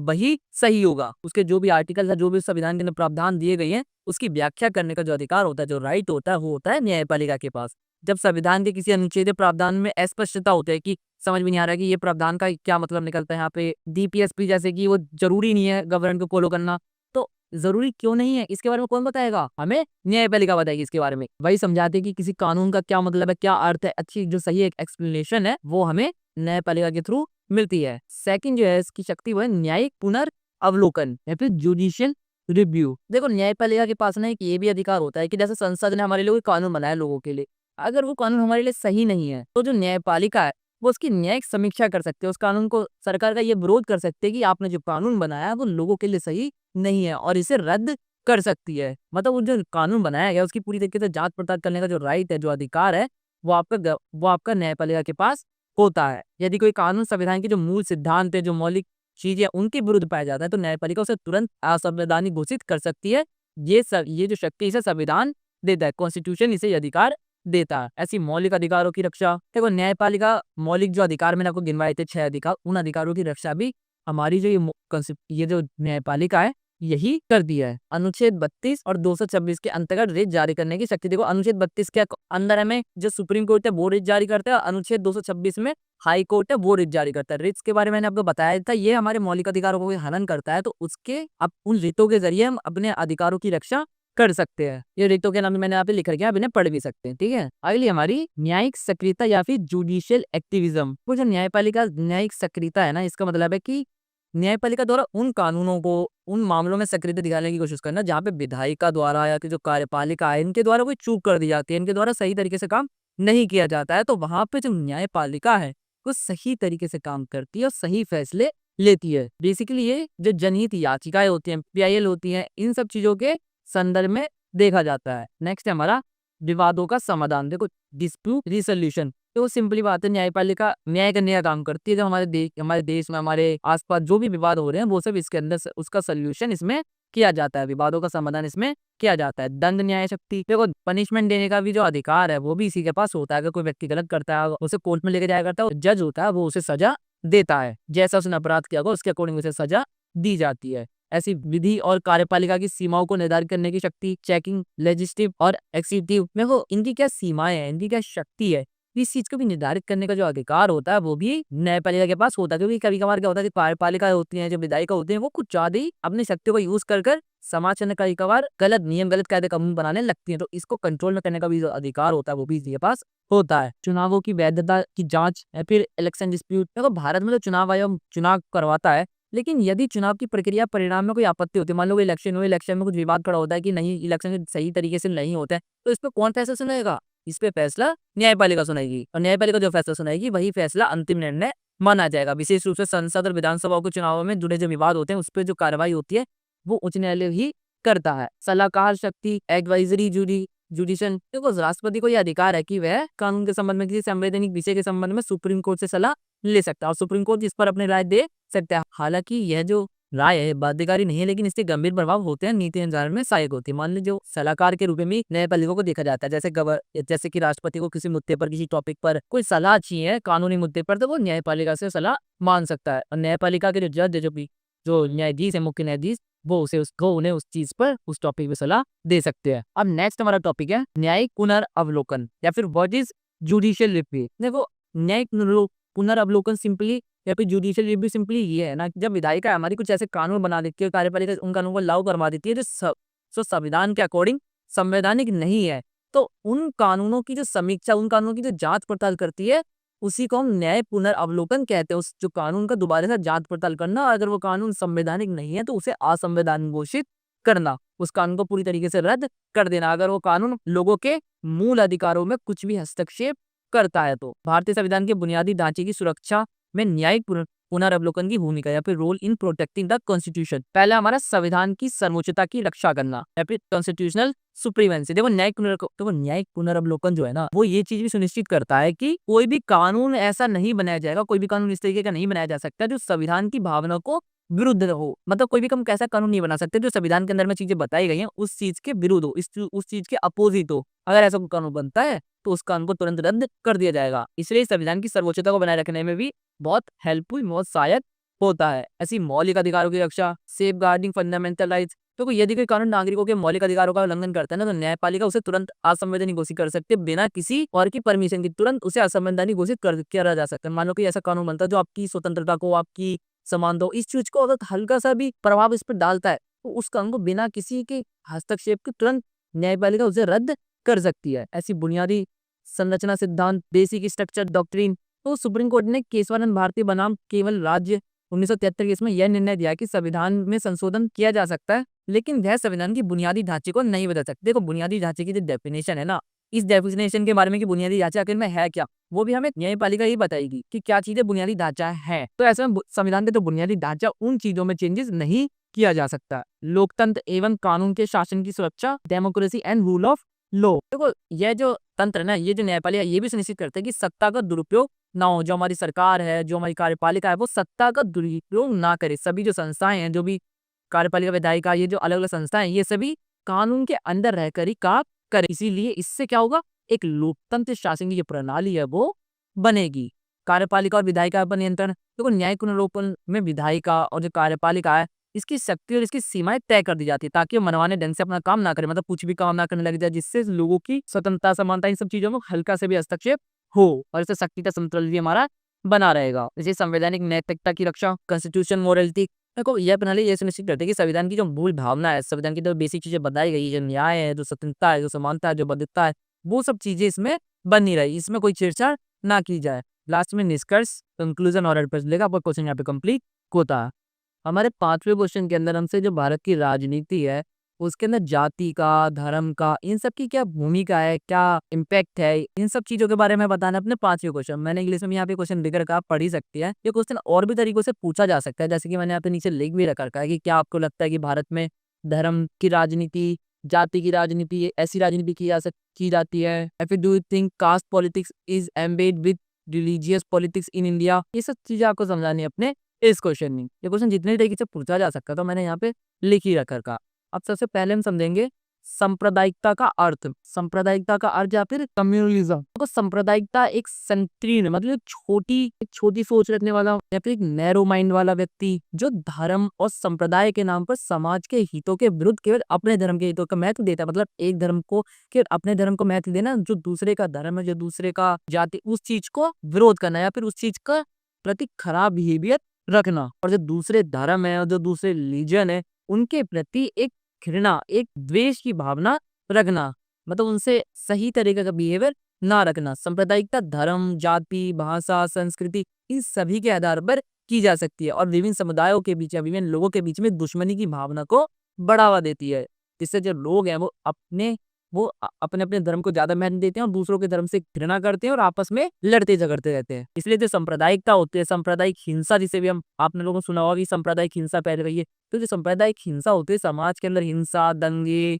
सामाजिक अस्थिरता इन सब चीजों का कारण बनती है। देखो सांप्रदायिकता नकारात्मक एवं सकारात्मक दोनों पक्ष की होती है। सकारात्मक पक्ष किसी व्यक्ति द्वारा अपने समुदाय के उत्थान के लिए किए गए प्रयास। देखो क्या होता है, देखो और वहीं दूसरी तरफ नकारात्मक पक्ष में दूसरे समूह के हितों को नजरअंदाज करके अपने स्वयं के हितों की पूर्ति करना, अपना से अपना देखना, दूसरों के प्रति, दूसरों के धर्म, दूसरों का मान सम्मान, दूसरों के धर्म की चाहे मतलब इन सब चीजों को भूल जाना कि अपने धर्म को महत्व देना, ये इसका एक नकारात्मक पक्ष होता है। ऐसी सांप्रदायिकता की समस्या युगों युगों से धरती पर विद्यमान है। देखो जो सांप्रदायिकता है, जो एक दूसरे के धर्म के प्रति घृणा की भावना, ये सब चीजें जो है ना, ये काफी पहले के टाइम से चलती आ रही है। जाति में ही अपनी लोगों से थोड़ा सा भेदभाव की भावना, अछूत, ये सब चीजें ना काफी पुराने समय से हमारे देश के अंदर, हमारे समाज के अंदर चलती आ रही है। किंतु जो आधुनिक भारत है, जो वर्तमान भारत है, इसके अंदर हिंदू, मुस्लिम और ईसाई के बीच संघर्ष जो है हमें कभी कभार देखने को मिलता है। भारत में सांप्रदायिकता के मुख्य कारण या प्रमुख कारक या की factors behind communalism in India.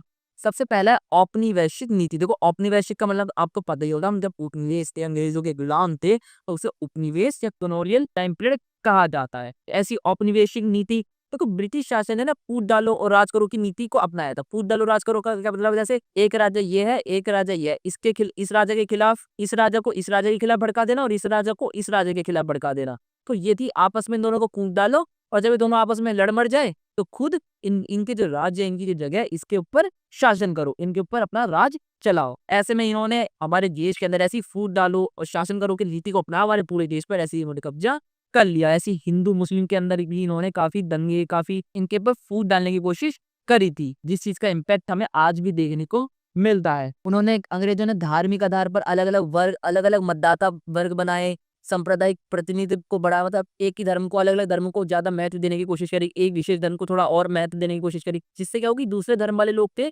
वो उससे चिढ़ जाए, उससे थोड़ा घृणा करे और इनसे अंग्रेजों का ही पॉलिटिकल फायदा बढ़ रहा था। और इससे क्या हुआ, राजनीतिक आधार पर ध्रुवीकरण हो गया। ध्रुवीकरण का क्या मतलब हो गया, जो सत्ता थी, जो लोग थे वो दो तरफ बंटते चले गए, एक तरफ हिंदू, एक तरफ मुस्लिम। सेकंड है हमारा ऐतिहासिक सांप्रदायिक टकराव या फिर हिस्टोरिकल कम्युनल कॉन्फ्लिक्ट्स। देखो मुगल काल में मंदिर, मस्जिद विवाद, धार्मिक असहिष्णुता और युद्ध जैसी घटनाओं के बाद सांप्रदायिक जो तनाव है, इस चीज को एक औजार के रूप में अपनाया गया। लोगों के अंदर लोगों के अंदर तनाव लाने के लिए, लोगों के अंदर लड़ाई झगड़े फैलाने के लिए। और स्वतंत्रता संग्राम के दौरान भी इन ऐतिहासिक घटनाओं को तोड़ मरोड़ कर दिखाने की कोशिश की गई, जिससे जो हिंदू है वो मुस्लिम से घृणा करे, जो मुस्लिम है वो हिंदुओं से घृणा करे और ये लोग आपस में कभी एकजुट हो ही ना पाए। थर्ड है हमारा धार्मिक असहिष्णुता और कट्टरता या फिर रिलीजियस इंटॉलरेंस एंड फंडामेंटलिज्म। देखो जब किसी धर्म के अनुयायी अपने धर्म को श्रेष्ठ मानकर दूसरों की मान्यता का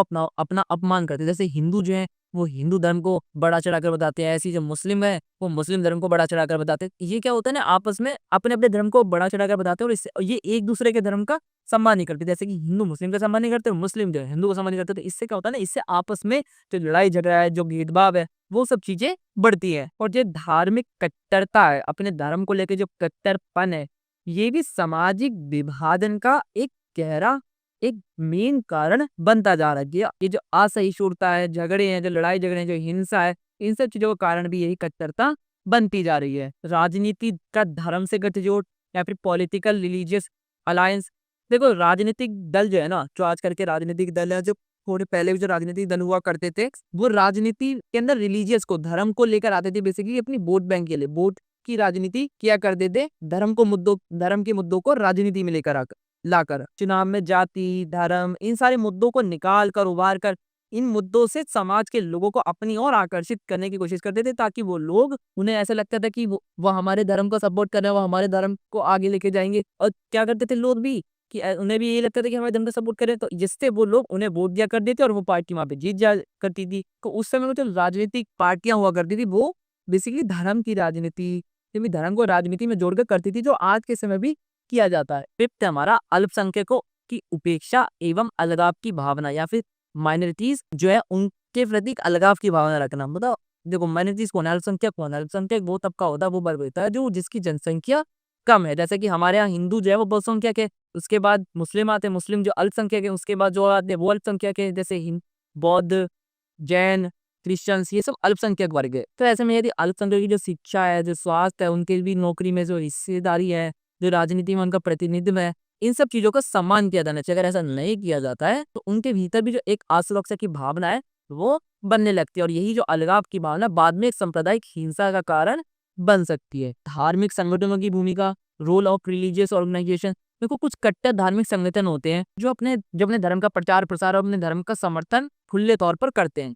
वो चाहे किसी भी धर्म में हो, कुछ ना कुछ संगठन ऐसे होते ही है। ये संगठन भाषणों पर, पर्चों पर, ऑनलाइन माध्यमों से नफरत फैलाने की भी कोशिश करते हैं, समाज के लोगों को बांटने की कोशिश भी करते हैं। इससे समाज के जो लोग हैं उन पर भी इसका कुछ इम्पैक्ट पड़ता है, जब वो देखते हैं कि ऐसे कुछ लोग हैं, ये समाज के अंदर धर्म के प्रचार प्रसार तो कर रहे हैं। अलगाव की भावना, लोगों के अंदर एक अलगाव लाने की, समाज के अंदर विभाजन करने की जो भूमिका होती है वो लोग निभा रहे होते हैं।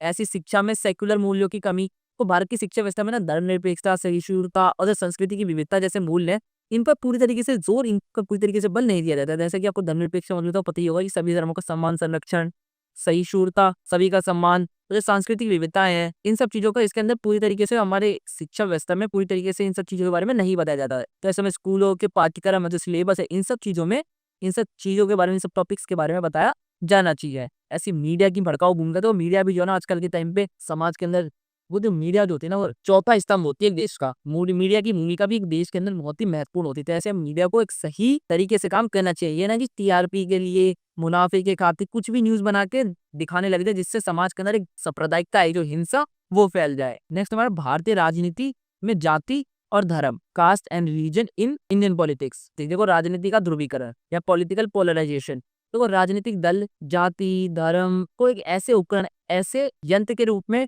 प्रयोग करने की कोशिश करते हैं, जिससे जो मतदाता हैं, जो वोटर्स हैं, वो विशिष्ट वर्गों में बंटकर वोट को सुनिश्चित करें। मतलब जो एक जो कम्युनिटी है वो केवल अपने जो कम्युनिटी का जो नेता उसे वोट करे, जो दूसरी कम्युनिटी है वो अपने कम्युनिटी के नेता को वोट करे। इस तरीके से बांटने की कोशिश करते हैं, बल्कि इसके बजाय हमें ऐसा करना चाहिए कि जो हमारा सच में भला कर रहा है, जो पार्टी, जो नेता हमारा जो सच में भला कर रहा है, हमें सबको मिलकर उसे वोट करना चाहिए, ना कि ये सोचकर कि हमारी कम्युनिटी का नेता है तो हमें इसे सपोर्ट करना, हमारी कम्युनिटी का नेता है तो हमें इसे सपोर्ट करना। नहीं, ऐसा नहीं करना चाहिए, बल्कि जो हमारा सच में भला कर रहा है, हमें उसको वोट करने की कोशिश हमें करनी चाहिए। ये सामाजिक समरसता को कमजोर करता है, क्योंकि जो सांप्रदायिकता है, जो जाति तनाव है, इससे ये सब चीजें बढ़ती हैं। चुनाव के लाभ की लालच में जो नेता होता है ना, वो विभाजनकारी बयान देते हैं, समाज के लोगों को बांटने की कोशिश करते हैं, पर हमें अपने विवेक से काम करना चाहिए। वोट बैंक की राजनीति, देखो, राजनीतिक दल जैसे कि जाति, जैसे कि जाति, यादव, दलित, ये धार्मिक समुदाय जैसे कि मुस्लिम, सिख को सबको एकजुट में आगे अपने लिए स्थायी वोट बैंक बनाना चाहते हो, कि इन सब की जो जनसंख्या है, जैसे कि मुस्लिम की किसी एरिया में अगर विशेष संख्या है, इनकी जनसंख्या ज्यादा है किसी विशेष एरिया में, तो वो जो दल है, जो राजनीतिक दल है, वो वहां पर इस तरीके से बयान देगा, इस तरीके से इन लोगों को अपनी तरफ खींचने की कोशिश करेगा, ताकि ये लोग उन्हें ही चुन ले। इसके लिए नीतियों में झुकाव उन वर्गों की तरफ होता है, मतलब जो नीतियां उस तरीके की बनाई जाती है कि इन लोगों का भला हो उस चीजों से, ताकि जो लोग हैं उन नेताओं के प्रति आकर्षित और उन नेताओं को चुने और वो नेता सत्ता में आ सके। इन समानता और निष्पक्ष पर आधारित शासन कमजोर पड़ता है, राजनीति को पहचान आधारित बना देता है, जिससे व्यापक जनहित के मुद्दे जो है वो सब पीछे छूट जाते हैं। नेक्स्ट हमारा पुष्टिकरण की राजनीति, तो कुछ दल अल्पसंख्यक जाति और धर्म को विशेष लाभ योजनाएं देकर उनका समर्थन प्राप्त करना चाहते हैं, जैसे कि जो अल्पसंख्यक समुदाय, उन्हीं के खातिर उन्हीं को विशेष रूप से महत्व ज्यादातर दिया जाता है, जो एक दूसरा वर्ग, जो बहुसंख्यक वर्ग है, उसको ज्यादा उसकी लिए योजनाएं नहीं बनाई जाती है। ये अल्पकाल में राजनीतिक लाभ देता है, मतलब अल्पकाल मतलब कुछ समय के लिए तो राजनीतिक लाभ देता है, परंतु जब लंबे समय के लिए जो सामाजिक असंतुलन बनता है, क्योंकि हमने विशेष वर्ग को समर्थन दिया, विशेष वर्ग को महत्व दिया, इससे होता है जो दूसरा वर्ग है, जो एक बहुसंख्यक वर्ग है, वो पीछे छूट जाता है। इससे उस वर्ग के अंदर जो असंतोष है वो बढ़ने लगता है। इससे समाज में विशेष अधिकार बनाम समान अधिकार की बहस खड़ी होती है, जो समाज के अंदर एक हिंसा बना देती है। चुनावी रणनीतियों में उपयोग, देखो चुनाव में उम्मीदवारों का चयन अक्सर उनकी जाति, धार्मिक पहचान के अनुसार या अकॉर्डिंग इसके जरिए ही किया जाता है, ताकि स्थानीय जाति समीकरण साधे जा सके। जैसे कि विशेष मान लो कि पार्टी है, वो एक एक जिले में किसी नेता को मान लो वहाँ पे से टिकट देना चाहते हैं कि यहाँ पे से आप चुनाव लड़े, तो वहाँ पे किस जाति का ज्यादा जनसंख्या है, उस हिसाब से वहाँ के उस जाति के नेता को ही वहाँ पे चुनाव या का टिकट दिया जाता है, ताकि वो वहाँ से अपनी जाति के लोगों को आकर्षित कर सके और अपनी जाति के लोगों को वहाँ से अपनी तरफ खींच सके, जिससे वो झांसी जीत सके। ऐसी सांस्कृतिक और धार्मिक प्रतीकों का राजनीतिक उपयोग, यूज ऑफ रिलीजियस सिंबल्स, तो राजनीतिक दल चुनाव प्रचार प्रसार में धार्मिक स्थलों, प्रतीकों, साधुओं, गुरुओं, इन सब का उपयोग करते हैं राजनीति में विजय पाने के लिए, जीत पाने के लिए। इससे क्या होता है ना, इससे धर्म की राजनीति घुसपैठी, इससे क्या होता है धर्म की राजनीति है जो वो बढ़ने लगती है। मंदिर मस्जिद को मुद्दे बनाकर और जो असली समस्या उन सब चीजों से ध्यान लोगों का हटाया जाता है, और धर्म पर लाकर बेसिकली जो ध्यान है लोगों का वो बढ़ा दिया जाता है, ताकि लोग जो है रिलीजियस मैटर में फोकस करो, जो रियल समस्या है, जो रियल प्रॉब्लम्स है, उनसे अपना ध्यान हटा ले। ऐसी संवैधानिक मूल्यों पर आघात, देखो भारतीय संविधान में धर्मनिरपेक्षता, समानता, निष्पक्षता, इन सब चीजों की बात की गई है, परंतु जाति, धर्म, इन सब चीजों की राजनीति इन आदर्शों को कमजोर करती है, इन सब चीजों को कमजोर करती है। देखो हमारा देश में धर्मनिरपेक्ष देश है, समानता की बातें, निष्पक्षता की बातें, पर इसके बावजूद जो राजनीतिक दल है वो राजनीति के अंदर धर्म, जाति, इन सब चीजों का मुद्दा उठाते हैं, जिससे जो जो आदर्श है हमारे संविधान के वो सब इससे कमजोर पड़ते हैं। ऐसी वास्तविक मुद्दों से भटकाते को जाति, धर्म, इन सब चीजों के द्वारा ना क्या किया जाता है, जो वास्तविक देश से जो मुद्दे हैं ना, उन सब चीजों से लोगों को भटकाया जाता है, और जो एक दूसरे मुद्दे जो ज्यादा इंपॉर्टेंट नहीं है उन मुद्दों पर ध्यान केंद्रित किया जाता है, ताकि जो लोग रियल मुद्दे हमारे समाज के अंदर देश के तो चल रहे हैं, उन मुद्दों से लोगों का ध्यान बचे और लोग फालतू के मुद्दों में इन्वॉल्व होते जाए। ऐसी सामाजिक विभाजन, असहिष्णुता या फिर सोशल डिवीजन एंड इंटॉलरेंस, देखो जब राजनीतिक संवाद जाति, धर्म पर केंद्रित हो जाता है, तो समाज में जो ध्रुवीकरण है, जो असहिष्णुता है, जो हिंसा है, ऐसी जो घटनाएं है ना वो बहुत बढ़ने लगती है। तो सामाजिक समूह एक दूसरे के विरोध बंद, जो सामाजिक समूह है ना, जो अलग अलग संप्रदाय के लोग, जो अलग अलग समाज के लोग हैं, वो एक दूसरे के विरोधी बन जाते हैं, समाज में हिंसा पैदा होने लगती है। ये एक समावेशी और उदार समाज के लिए खतरा बनता है। उदार समाज कैसा, जो सभी की भावनाओं को सम्मान करता है। इससे नागरिक में असुरक्षा की भावना उत्पन्न होने लगती है, सामाजिक जो सद्भाव है वो सब बिगड़ने लगता है। दीर्घकालीन में ये लोकतंत्र और राष्ट्र की एकता के लिए भी गंभीर चुनौती बन सकता है। लास्ट में निष्कर्ष या कंक्लूजन और ऐड कर दीजिएगा, आपका क्वेश्चन आपको कंप्लीट होता है। हमारे छठे क्वेश्चन में सैद्धांतिक दूरी और प्रासंगिक पंथनिरपेक्ष की जो अवधारणा है वो भारतीय पंथनिरपेक्ष में विशिष्टता को दर्शाती है। इस कथन के बारे में हमें बताना है। मैं सिंपली मैं आपको समझाऊं तो इस क्वेश्चन में आपको पंथनिरपेक्ष, जिसे हम धर्मनिरपेक्ष के नाम से भी जानते हैं, इस चीज के बारे में हमें इसमें अपने इस क्वेश्चन में एक्सप्लेन करना है।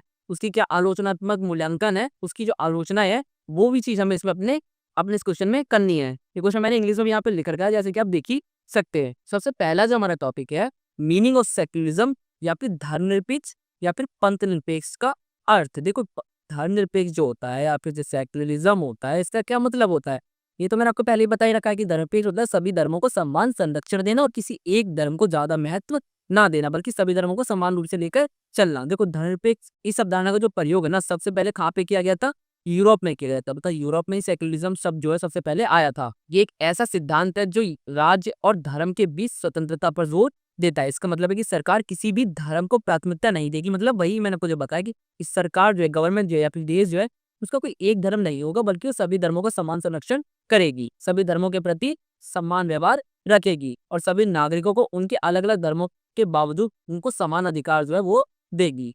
धर्मनिरपेक्ष का जो उद्देश्य होता है वो क्या होता है, जो एम होता है वो क्या होता है, नागरिकों को धार्मिक स्वतंत्रता प्रदान करना और धार्मिक आधार पर किसी प्रकार के भेदभाव को समाप्त करना। अब डेफिनेशन ऑफ सेक्युलरिज्म या धर्मनिरपेक्षता की परिभाषा, जैसे कि जवाहरलाल नेहरू ने धर्मनिरपेक्षता का जो अर्थ है वो आधार्मिकता नहीं, बल्कि इसका अर्थ है सभी धर्मों की स्वतंत्रता और सहिष्णुता। ऐसी अलग अलग लोगों ने इसकी अलग अलग परिभाषाएं दे रखी है, जिन्हें आप पढ़ भी सकते हैं। ठीक है, आप ये डेफिनेशन से खुद पढ़ लीजिएगा, मैं आपको आगे की चीजें समझाता हूँ। नेक्स्ट हमारा टॉपिक है धर्मनिरपेक्षता के प्रमुख सिद्धांत, महत्व या फिर तत्व या फिर कोर प्रिंसिपल, इंपॉर्टेंस या एलिमेंट्स ऑफ सेक्युलरिज्म। देखो धर्मनिरपेक्षता, देखो धर्मनिरपेक्षता का जो मुख्य सिद्धांत यह है कि राजनीति और सरकार को धर्म से अलग होना चाहिए। मतलब जो सरकार है, जो गवर्नमेंट है, जो राजनीति है, उसे धर्म से अलग होना चाहिए, किसी एक धर्म के प्रति किसी राजनीतिक दल का, किसी सरकार का ज़्यादा महत्व या सिर्फ ज़्यादा झुकाव उसके प्रति नहीं होना चाहिए। इसका अर्थ है कि सरकार धार्मिक प्रथाओं या धार्मिक संप्रदायों को पसंद या अनुकरण नहीं कर सकती। ये नहीं कि किसी एक धर्म को काफ़ी पसंद करते हैं, दूसरे धर्म से वो भी सरकार नफ़रत करती है, ऐसा नहीं कर सकती है। बल्कि सभी धर्मों के प्रति समान दृष्टिकोण रखती हो। धार्मिक स्वतंत्रता या फिर रिलीजियस फ्रीडम, देखो धर्मनिरपेक्षता का अर्थ यह भी है कि धार्मिक स्वतंत्रता की गारंटी का होना। जो धार्मिक स्वतंत्रता है, सभी धर्मों को अपने धर्म को मानने की जो गारंटी है, वो भी धार्मिक या फिर धर्मनिरपेक्ष के अंदर आती है। यह समझा जाता है कि हर व्यक्ति को अपने धर्म को मानने की, उसकी पूजा-पाठ करने की, इसके अनुसरण करने का पूरा-पूरा अधिकार होता है। ऐसी सामाजिक समानता देखो धर्मनिरपेक्षता के अंदर ना धार्मिक समानता को प्रोत्साहित तो करती करता है। समाज के अंदर भी सभी धर्मों को समान लाने की कोशिश में की जाती है। इसका जो मेन मोटिव होता है, जो मेन उद्देश्य होता है, वो सामाजिक जो भेदभाव है, इसके खिलाफ आवाज उठाना, इसके खिलाफ जागरूकता फैलाना होता है। सरकारी हस्तक्षेप से बचाव या प्रोटेक्शन फ्रॉम गवर्नमेंट इंटरफेरेंस। देखो धर्मनिरपेक्षता अर्थात सरकार को किसी भी धार्मिक संस्थान या संप्रदायों के विषय में निष्पक्ष रहना चाहिए। मतलब ये नहीं कि किसी अगर कोई सरकार है वो किसी एक विशेष धर्म से संबंध रखती है, उसी धर्म का सपोर्ट करे, नहीं, बल्कि जो दूसरा धर्म है उसका भी उसे समान संरक्षण करना चाहिए। ऐसी न्याय और संरक्षण को धर्मनिरपेक्षता का उद्देश्य भी है कि सभी नागरिकों को न्याय और संरक्षण मिलना चाहिए। चाहे अन्याय जो उत्पीड़न है उसके खिलाफ सरकार के जो नेता है उन्हें आवाज उठानी चाहिए। जो धर्मनिरपेक्षता सरकारी जो निर्णय में धार्मिक अनुसरण से बचाव करती है, तो न्याय और संरक्षण, जो न्याय है, जो संरक्षण है, वो सभी धर्मों को समान रूप से मिलना चाहिए। ये नहीं कि किसी एक ही धर्म के लोगों को न्याय और संरक्षण है जो सरकार को मिल रहा है, नहीं, बल्कि सभी धर्म के लोगों को समान संरक्षण, समान न्याय मिलना चाहिए। इसी सामाजिक एकता और शांति, सोशल यूनिटी एंड पीस। देखो धर्मनिरपेक्षता समाज में विभिन्न धार्मिक समूहों के बीच शांति और सहअस्तित्व को बढ़ावा देती है। ये धार्मिक संघर्षों को कम करने में मदद करती है और सामाजिक एकता को स्थापित करने की भी काम करती है। ऐसी लोकतंत्र और समानता या फिर डेमोक्रेसी एंड इक्वालिटी। देखो धर्मनिरपेक्षता लोकतंत्र के महत्वपूर्ण जो सिद्धांत है, जो अलग अलग सिद्धांत है, उन सबको एक करने की कोशिश करती है। यह सभी नागरिकों के साथ समानता का व्यवहार करने की कोशिश करती है। ऐसी आधुनिक और प्रगति, मॉडर्निटी एंड प्रोग्रेस, तो धर्मनिरपेक्षता के अंदर जो वैज्ञानिक सोच है, इस चीज को बढ़ावा दिया जाता है। ये अंधविश्वास, धार्मिक कट्टरता, इन सब चीजों को कम करने की कोशिश करती है। अगला जो हमारा टॉपिक है वो हमारा भारत में पंथनिरपेक्ष या फिर धर्मनिरपेक्ष से जुड़ी जो बहसें हैं, debates around secularism in India. भारतीय बनाम पश्चिमी धर्मनिरपेक्षता की बहस या फिर इंडिया वर्सेस वेस्टर्न सेक्युलरिज्म। तो भारतीय धर्मनिरपेक्षता को सर्वधर्म समभाव के रूप में माना जाता है, मतलब सभी धर्मों का सम्मान। यहाँ जहाँ राज्य सभी धर्मों के प्रति समान व्यवहार रखता है, जबकि जो पश्चिम मॉडल है यहाँ पे धर्मों के बीच स्पष्ट दूरी होती है। जैसे अमेरिका, इस पर बहस होती रही है कि क्या भारतीय संदर्भ में धार्मिक सहअस्तित्व को बढ़ावा देना अधिक व्यावहारिक है या धर्म और राज्य को पूरी तरीके से अलग रहना चाहिए। मतलब ये बेसिकली जैसे जो पश्चिमी देश है, जो पश्चिमी मॉडल है, वहाँ पे धर्म को राज्य से बिल्कुल अलग रखा जाता है, और यही हमारे यहाँ सरकार द्वारा सभी धर्मों को समान संरक्षण देने की बात की जाती है। सर्वधर्म संभव। ऐसी राज्यों की तटस्थता बनाम धर्म की साथ संलग्नता या फिर state neutrality versus religious engagement. देखो भारतीय संविधान धर्म के मामले में राज्य को तटस्थ बनाए रखने की बात करता है। मतलब कि धर्म के मुद्दों पर बेसिकली राज्य गवर्नमेंट को ज्यादा बोलने का अधिकार नहीं है, लेकिन व्यवहार में राज्य धार्मिक आयोजनों में भाग लेता है या निधि भी देता है, जैसे कांवड़ यात्रा या हज की सब्सिडी या जो रिलीजियस चीजों को जो टैक्स फ्री रखा जाता है। आपको पता ही होगा ना। तो ऐसे में जो राज्य है वो धार्मिक चीजों में भाग तो लेता है। इससे यह बहस उठती है कि क्या ये धर्मनिरपेक्ष राज्य की अवधारणा के विरुद्ध है। ये जो चीज की जा रही है क्या ये धर्मनिरपेक्ष के विरुद्ध है? पर नहीं, क्योंकि ये जो चीजें है ना ये हर धर्म के लिए की जाती है। ये नहीं कि किसी विशेष धर्म के लिए कांवड़ यात्रा, नहीं, हमारे लिए भी की जाती है। तो ऐसी जो मुस्लिम है उनके लिए भी कुछ ना कुछ किया जाता है, ऐसी जो और धर्म के लोग उनके लिए भी कुछ ना कुछ किया ही जाता है। तो ऐसे में सभी धर्मों के लिए कुछ ना कुछ ऐसी अच्छी चीजें की जाती हैं। अल्पसंख्यकों के अधिकार बनाम तुष्टिकरण की बहस। देखो धर्मनिरपेक्षता के नाम पे अल्पसंख्यकों को विशेष अधिकार जैसे मदरसे चलाने की स्वायत्ता दी जाती है। आलोचकों का जो आलोचक है, जो इसकी आलोचना करते हैं, उनका कहना है कि यह तुष्टिकरण है, जबकि समर्थकों का तर्क है कि ये संस्कृति अधिकारों की रक्षा है। जैसे कि कुछ मानते हैं कि नहीं, उन्हें क्यों अधिकार दिया जाता है ये मदरसे चलाने का, जबकि कुछ मानते हैं कि नहीं, ये क्योंकि उनकी संस्कृति, उनकी भाषा, उन सब चीजों को बचाने के लिए उन्हें इन्हें अधिकार जो है देने चाहिए। ये जो बहस है धर्मनिरपेक्षता के न्यायपूर्ण तटस्थता बनाम समान नागरिकता के सिद्धांत को लेकर चलती है। ऐसी व्यक्तिगत धार्मिक स्वतंत्रता बनाम समान नागरिक संहिता यूसीसी के बारे में आपने जीसीसी के बारे में आपने आज के टाइम में भी सुना होगा। इस पे आजकल बहुत बहस चलती ही रहती है। देखो धर्मनिरपेक्ष भारत में नागरिकों को धार्मिक परंपराओं के अनुसार निजी कानूनों को पालन करने का अधिकार है। जैसे कुछ हर धर्म में कुछ ना कुछ निजी कानून होते हैं, जैसे मुस्लिम में कुछ कानून होते हैं, हिंदू में कुछ कानून होते हैं, तो उन कानूनों को ही मानते हैं और हमारी गवर्नमेंट इन्हें पालन करने का भी अधिकार देती है। परंतु समान नागरिक संहिता जो यूसीसी है, इसमें यह मांग उठाई जाती है कि सभी भारत के अंदर जितने भी लोग हैं, जितने भी धर्म है, सभी के लिए एक ही कानून बना देना चाहिए और सभी को उसी कानून के अकॉर्डिंग चलना चाहिए। ऐसी राजनीतिक दलों द्वारा धर्म का प्रयोग या रिलीजन इन पॉलिटिक्स, देखो धर्म राजनीतिक दल जो है धर्म का यूज,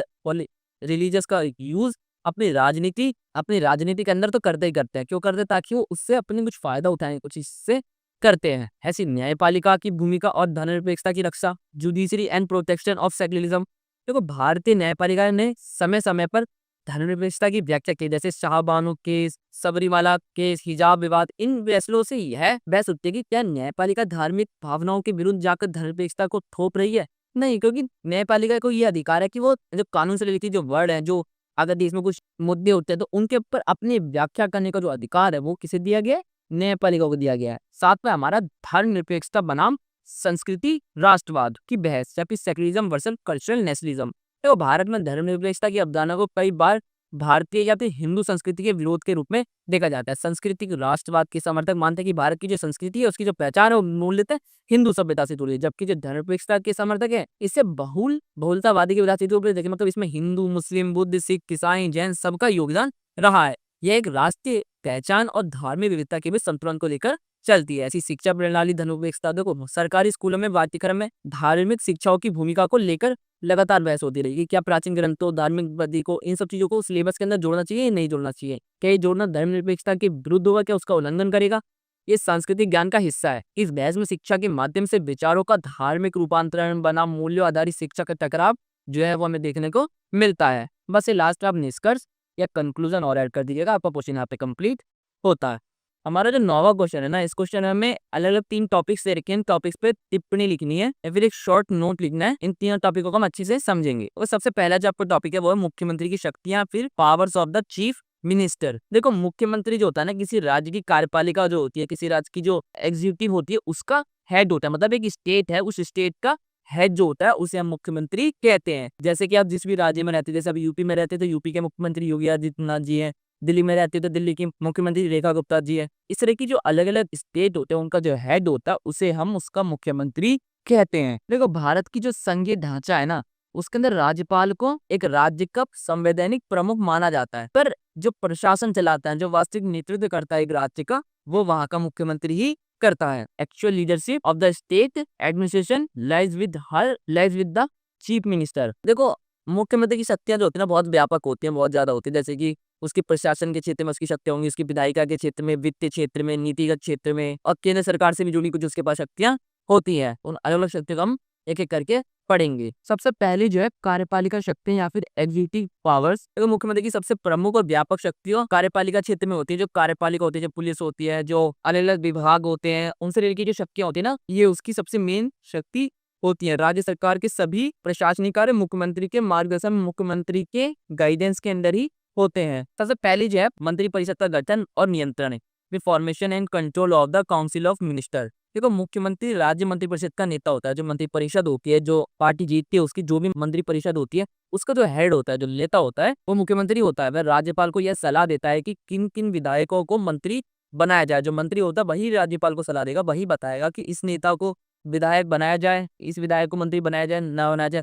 ये जो सलाह है राज्यपाल को कौन देता है? आपका मुख्यमंत्री देता है। यद्यपि राज्यपाल मंत्रियों को नियुक्ति करता है, लेकिन यह पूरी तरह से मुख्यमंत्री की सिफारिश पर ही आधारित होती है। यदि किसी मंत्री का कार्य असंतोषजनक होता है तो मुख्यमंत्री इसे हटाने की सिफारिश भी कर सकता है। ठीक है, जैसे कि नेक्स्ट हमारा विभागों का वितरण, अलोकेशन ऑफ डिपार्टमेंट। देखो विभाग क्या होता है, जैसे कि हेल्थ डिपार्टमेंट होता है, फाइनेंस डिपार्टमेंट होता है, एजुकेशन से रिलेटेड डिपार्टमेंट होता है। जो अलग अलग डिपार्टमेंट होते हैं ना, इन सबका वितरण किया जाता है। मतलब एक नेता को दिया जाता है कि आप इस विभाग को संभाले, आप इस विभाग को संभाले। तो विभागों का जो वितरण होता है वो भी मुख्यमंत्री ही तय करता है कि किस नेता को कौन सा विभाग सौंपा जाएगा। प्रशासनिक नियंत्रण या फिर एडमिनिस्ट्रेटिव कंट्रोल। देखो राज्य के सभी प्रमुख प्रशासनिक अधिकारी, जैसे मुख्य सचिव हो गया, गृह सचिव हो गया, पुलिस महानिदेशक हो गया, ये सब मुख्यमंत्री के अंतर्गत ही कार्य करते हैं। जो एक मुख्यमंत्री होता है, एक सीएम होता है, उसी के अंदर ये सारे जो बड़े बड़े अधिकारी हैं, पुलिस से रिलेटेड, गृह सचिव, मुख्य सचिव, ये सब इसी के अंदर मुख्यमंत्री के अंदर ही काम करते रहे। अपनी सारी इंफॉर्मेशन मुख्यमंत्री को ही सौंपते हैंगे। मुख्यमंत्री जो है वो समय समय पर अधिकारियों के साथ बैठक करके प्रशासन के अंदर क्या चल रहा है, प्रशासन की समीक्षा भी कर सकता है। ऐसी राज्यपाल के साथ संबंध, रिलेशन विद गवर्नर, तो मुख्यमंत्री राज्यपाल को मंत्रिपरिषद के निर्णयों की जानकारी देता है। द राज्यपाल से नियमित संपर्क में रहता है। जो राज्यपाल होता है एक स्टेट का, उससे हमेशा मुख्यमंत्री कनेक्ट रहता है और अपने मंत्रिपरिषद के जो निर्णय, मंत्रिपरिषद के जो डिसीजंस है उनकी जानकारी वो देता रहता है। यदि किसी मामले में राज्यपाल की सहमति आवश्यक होती है तो मुख्यमंत्री की सिफारिश ही निर्णायक मानी जाती है। ये तो हमने इसकी कार्यपालिका शक्ति पढ़ ली। अब जो इसकी विधेयी शक्तियां, लेजिस्लेटिव पावर्स या विधेयी शक्तियां, देखो मुख्यमंत्री की विधेयी शक्तियां राज्य की नीति निर्माण, जो कानून बनाए जाते हैं, जो नीति निर्माण होते हैं, उसमें इंपॉर्टेंट होती है। जो मुख्यमंत्री होता है वो जो राज्य की विधानसभाएं होती हैं उसका नेता जो होता है वो कौन होता है? मुख्यमंत्री ही होता है और विधि गतिविधियों का संचालन भी वो करता है। जैसे कि विधानसभा का नेतृत्व, देखो मुख्यमंत्री विधानमंडल या फिर जो विधानसभा होती है में सरकार का प्रमुख नेता या फिर प्रवक्ता होता है। वह सदन में सरकार की नीतियों के बारे में, सरकार का क्या क्या दृष्टिकोण है, क्या कानून बनाए जाने चाहिए, उन सब पर बहस करता है। विधेयकों की प्रस्तुतियां पारित कराना, presentation the passage of bills, जो बिल होते हैं, जो विधेयक होते हैं, उनको पारित करवाना, उनके बारे में बताना भी किसका काम होता है? एक मुख्यमंत्री का, कि क्या कानून बनाए जाने हैं, क्या योजनाएं लेकर आई जानी है, इन सब के बारे में जानकारी है वो भी मुख्यमंत्री ही सभा के अंदर, जो विधानसभा होती है उसके अंदर, उन सब चीजों के बारे में बताता है। ऐसी विश्वास और मत और अविश्वास मत, vote of confidence and no confidence motion, देखो मुख्यमंत्री को बहुमत सिद्ध करना होता है। यदि विधानसभा में सरकार पर अविश्वास प्रस्ताव लाया जाता है तो मुख्यमंत्री को समर्थन प्राप्त करने ही तो प्रभावी नेतृत्व देना होता है। यदि बहुमत खो देता है तो उसे त्याग पत्र देना होता है। देखो मुख्यमंत्री के खिलाफ यदि अविश्वास पत्र लेकर आया जाता है और यदि बहुमत खो देता है तो मुख्यमंत्री और उसकी पूरी पार्टी को इस्तीफा देना पड़ जाता है। ऐसी विधानसभा भंग करने की सिफारिश, देखो विधानसभा भंग करने की जो सिफारिश है वो भी मुख्यमंत्री करता है। किससे? राज्यपाल से। राज्यपाल से वो सिफारिश करता है कि विधानसभा भंग कर दी जाए। राज्यपाल फिर उस सिफारिश को मानकर विधानसभा को भंग कर सकता है। ऐसी वित्तीय शक्तियां या फिर फाइनेंस पावर्स, देखो बजट निर्माण और प्रस्तुति में भूमिका। यदि बजट औपचारिक रूप से राज्य का वित्त मंत्री प्रस्तुत करता है, जो वित्त मंत्री होता है, जो फाइनेंस मिनिस्टर होता है, वो बजट को पेश करता है, लेकिन उसकी योजनाओं और दिशा मुख्यमंत्री के मार्गदर्शन में तैयार की जाती है। देखो जो बजट तैयार किया जाता है वो केवल वित्त मंत्री तैयार नहीं कर देता, बल्कि उसके साथ और भी लोगों का इसमें सहयोग होता है। के साथ साथ जो मुख्यमंत्री होता है वो भी इस बजट को पूरी तरीके से उसके बारे में जानता है। जैसे कौन सी योजनाओं को प्राथमिकता दी जाए, मतलब कौन सी योजना उन्हें फसली बजट के अंदर डाला जाए और कौन सी योजनाओं को कम इंपॉर्टेंस दी जाए, इन सब चीजों का भी जो निर्माण किया जाता है उसमें मुख्यमंत्री की भी एक सलाह, एक डिसीजन शामिल होता है। ऐसी योजनाओं और परियोजनाओं की मंजूरी, approval of schemes and project, जो अलग अलग योजनाएं किसी राज्य में लागू होती है, उन सब चीजों के अंदर मुख्यमंत्री का भी महत्वपूर्ण रोल होता है। अगर वो उस पर स्वीकार करता है तो उन योजनाओं को लागू किया जाता है, और वो मना कर देगा तो उन योजनाओं को लागू नहीं किया जाएगा। केंद्र से अनुदान प्राप्त करना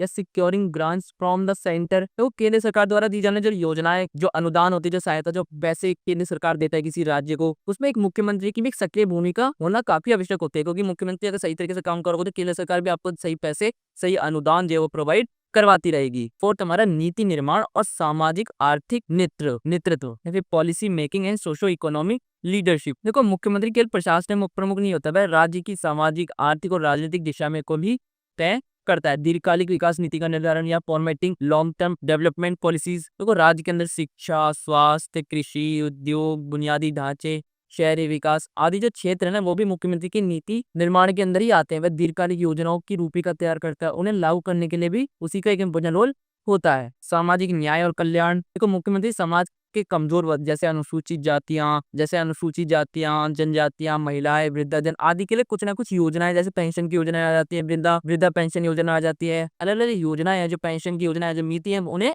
लागू करता रहता है, जिससे समाज के अंदर एक विकास होता रहे। ऐसी कानून व्यवस्था की स्थिति, देखो राज्य की सुरक्षा व्यवस्था बनाए रखने के लिए मुख्यमंत्री की प्रमुख जिम्मेदारी होती है कि वह गृह मंत्रालय के माध्यम से पुलिस बल को दिशा निर्देश देता रहे। दंगे, अपराध, आपात स्थितियां, मुख्यमंत्री स्थिति को संभालने के लिए उसे तुरंत डिसीजन लेना भी सही तरीके से आना चाहिए। लास्ट में निष्कर्ष और उत्तर दीजिएगा।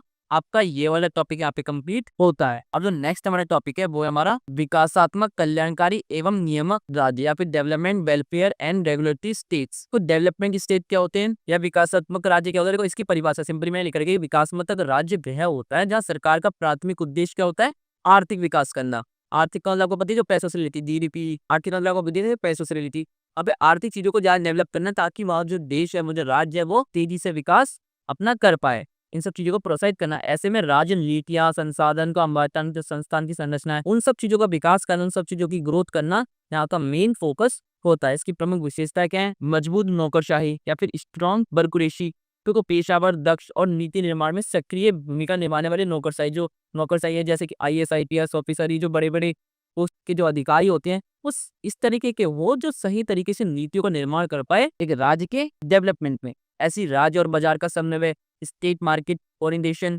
देखो राज्य बाजार को नियंत्रित नहीं करता बल्कि उसका मार्गदर्शन करता है। देखो जो हमारे यहाँ की जो इकोनॉमी है वो मिश्रित इकोनॉमी है। हमारे यहाँ पे राज्य जो है वो जो देश है वो जो राज्य है वो बाजार को कंट्रोल नहीं करता है बल्कि उसको एक गाइडेंस देता है, उसको गाइड करता है कि किस तरीके से उसे काम करना चाहिए, किस तरीके से उसको अपनी नीति बनानी चाहिए। ऐसी दीर्घकालीन योजनाएं या फिर लॉन्ग टर्म प्लानिंग, देखो औद्योगिक तकनीकी विकास और शिक्षा पर आधारित योजनाएं बनाने का काम भी वो भी राज्य को करना चाहिए। उद्योग से रिलेटेड, तकनीक से रिलेटेड, टेक्नोलॉजी से रिलेटेड, शिक्षा से रिलेटेड ऐसी योजनाओं को सरकार को बनाने का काम करना चाहिए। एग्जाम्पल जापान 1950 से 1980 तक, दक्षिण कोरिया, ताइवान, चीन आदि ये सब एक डेवलपमेंट स्टेट के उदाहरण हैंगे। उद्देश्य या फिर ऑब्जेक्टिव औद्योगिकरण को बढ़ावा देना, निर्यात में वृद्धि, निवेश का अनुकूल वातावरण बनाना, ये इसके उद्देश्य होते हैं। अब सेकंड है हमारा कल्याणकारी राज्य या फिर वेलफेयर स्टेट। तो कल्याणकारी राज्य ना वो राज्य होता है जो सभी नागरिकों की भलाई के लिए उत्तरदायी होता है। इसका जो मेन लक्ष्य होता है, मेन फोकस क्या होता है, सामाजिक न्याय, आर्थिक समानता और मानव की गरिमा को सुनिश्चित करना। इसकी प्रमुख विशेषताएं क्या है, सामाजिक सुरक्षा योजना जैसे बेरोजगारी भत्ता, पेंशन, स्वास्थ्य बीमा, शिक्षा आदि, ये सब इसकी कुछ फेमस योजनाएं या फिर मेन योजनाएं होती है। गरीबी उन्मूलन, जो गरीब और जो वंचित वर्ग है उनके लिए भी कुछ ऐसी योजनाएं बनाना जिससे वो समाज के अंदर समान हो सके।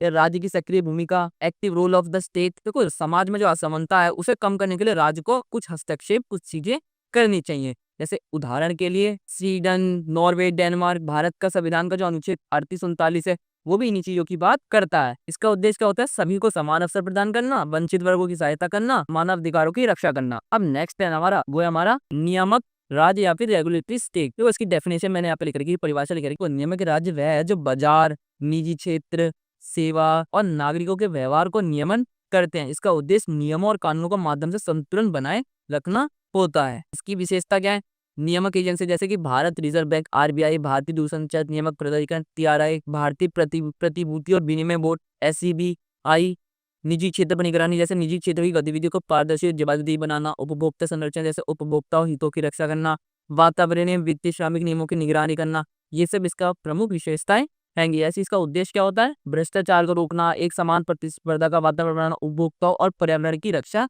करना। लास्ट में निष्कर्ष, ये टॉपिक कंप्लीट होता है। लास्ट में जो आपका इकलौता टॉपिक बचता है वो है वन पार्टी सिस्टम या फिर एक दलीय वर्चस्व प्रणाली। तो इसकी परिभाषा देखो, एक दल का मतलब आपका मतलब बता दे कि एक देश है, उस देश में एक ही पार्टी शासन व्यवस्था को संभालती है। जैसे कि चीन में कम्युनिस्ट पार्टी है, उत्तर कोरिया में वैसी पार्टी। तो एक ही दल का जो प्रभाव होता है, एक ही दल का वर्चस्व होता है, उसे हम एक दलीय प्रणाली कहते हैं। ठीक है, अब इसके मुख्य लक्षण को हम सीधे पढ़ते हैं। एक ही राजनीतिक दल का दीर्घकालीन शासन या फिर long term rule by a single political party, मतलब एक ही दल जो है वो बहुत लंबे समय से शासन करता है। यह शासन केवल लोकप्रियता या चुनावी प्रबंधन के बल पर नहीं होता बल्कि उस दल की संगठनात्मक शक्ति, नेतृत्व, छवि और नीति निर्माण की कुशलता भी इसकी वजह है कि वही जो पार्टी है उस देश पे काफी लंबे समय से शासन करती आई है। अन्य राजनीतिक दल होते हैं लेकिन वो कभी वास्तविक चुनौती पेश नहीं कर पाते। देखो एक दलीय शासन जब होता है ना, तो या तो वहां पर एक ही दल है या तो वहां पर और दल होंगे, और उसके बावजूद एक ही पार्टी का शासन इसलिए हो रहा है क्योंकि उस पार्टी ने अपनी जो छवि इस तरीके से बना रखी है कि लोग उस पार्टी के अलावा और दूसरी पार्टी को चुनते ही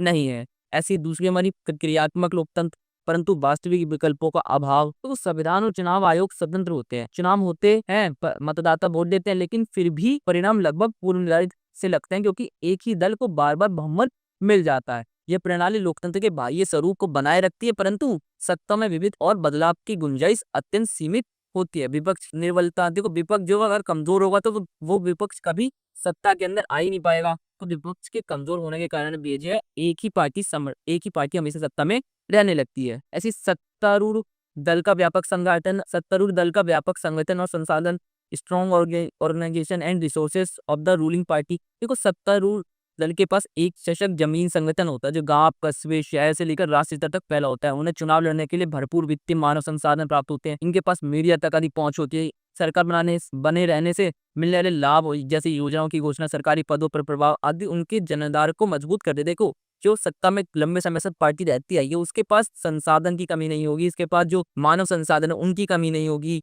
उनकी जो पहुंच पूरे देश के अंदर, पूरे राज्य के अंदर सही तरीके से होगी जिससे वो लोगों तक ज्यादा जल्दी कनेक्ट कर पाते हो, लोगों को अपने तरफ जोड़ पाते हैं। ऐसी नेतृत्व की करिश्माई छवि, देखो ऐसे दल में अक्सर एक अत्यंत लोकप्रिय नेता होता है। जो उनका मेन नेता होता है उसे एक तो पूरा देश जानता है और उस नेता के नाम पर, उस नेता की शक्ल दे के लोग उस पार्टी को वोट दे लगते हैं। यह नेता ही दल की पहचान बन जाता है। उसके व्यक्तित्व के कारण भी दल सत्ता में बने रहते हैं। जैसे कि वर्तमान में मोदी जी अपनी पार्टी के एक बहुत बड़े नेता हैं और उनके चेहरे के अकॉर्डिंग लोग उन्हें वोट देते हैं। और ऐसी अपोजिशन में राहुल गांधी जी, वो अपनी पार्टी के सबसे मेन नेता है, ठीक है। तो इन नेताओं के कारण भी लोग अपनी उस पार्टी को वोट देते हैं, चाहे वो पार्टी कैसा भी काम कर रही हो। अगला है हमारा ऐतिहासिक और समकालीन उदाहरण या फिर हिस्टोरिकल एंड कंटेम्प्रेरी एग्जाम्पल। देखो, भारत में 1952 से लेकर 1977 तक केवल कांग्रेस का जो शासन है वो हमें भारत के अंदर देखने को मिलता है। लगभग 3 दशक तक भारतीय राष्ट्र कांग्रेस पूरी तरीके से अपने वर्चस्व में रही भारत के अंदर।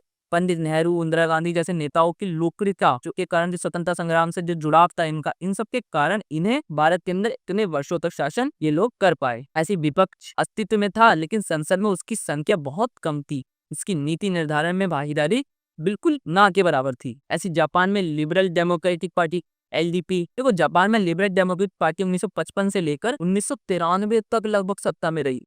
इतने लंबे समय तक उस पार्टी का वहाँ पे शासन हुआ। क्यों हुआ होगा? क्योंकि वहाँ पे या तो विपक्ष कमजोर होगा या फिर इस पार्टी की जो नीति निर्माण जो होंगे वो सही होंगे, जो वहाँ के लोगों को सही लगते होंगे, इसलिए लोग इन्हें चुनते होंगे। इसके पीछे या आर्थिक विकास, राजनीतिक स्थिरता और पार्टी के आंतरिक लोकतंत्र की संरचना भी। ऐसी दक्षिण अफ्रीका में African national Congress ANC, national Mandela के नेतृत्व में सत्ता में आने के बाद एएनसी ने लगातार सत्ता पर नियंत्रण बनाए रखा।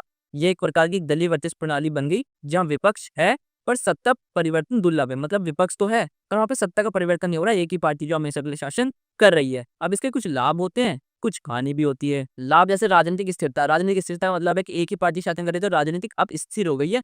दूसरी पार्टी जब शासन में नहीं रही है तो एक ही राजनीति की जो विचारधारा है वही अब पूरे देश में चलती जा रही है। ऐसी शासन की निरंतरता। देखो, एक ही नीति और कार्यक्रम को लंबे समय तक लागू किया जा सकता है, जिससे विकास गति आती है। जैसे कि मान लो अब क्या होता है ना, जैसे एक पार्टी आई वो 5 साल की रहती है। अब उसने कोई प्लान सोचा कि हमें ये योजना जो है इस देश में लागू करनी है, और उस प्लान को लागू करने के लिए हो सकता है कि अगर 5 साल कम पड़ जाते हैं, तो अब एक ही पार्टी शासन करती आ रही है, तो वो उसने मतलब पहले 5 साल में प्लान बनाया कि अच्छी योजना बनाई, उसको उसका बेस तैयार करा, फिर अगले 5 साल भी वही पार्टी रहेगी, तो उस 5 साल के अगले 5 साल में उस पार्टी ने उस प्लान को पूरी तरीके से लागू करा। तो इससे क्या होता है ना, जब विकास की गति में काफी तेजी आती है। ऐसी सरकार और जनता के बीच विश्वास या पब्लिक ट्रस्ट इन गवर्नमेंट। देखो, जब एक ही दल लगातार सत्ता में रहता है ना, तो जनता का उसमें विश्वास और अधिक गहरा हो जाता है। ऐसी डिसएडवांटेज या दोष भी है इसके कुछ। देखो, लोकतांत्रिक मूल्यों का ह्रास। फिर तो जब सत्ता में कोई चुनौती नहीं होती तो दल और जो नेता है ना को जवाबदेही से बचे लगते हैं। मान लो कोई अपोजिशन ही नहीं है, हमारा एक ही पार्टी यही शासन कर रही है, ये बहुत लंबे समय से शासन कर रही थी, ये लोगों के प्रति जवाबदेही नहीं है। अगर समाज में कुछ हुआ, देश में कुछ हुआ,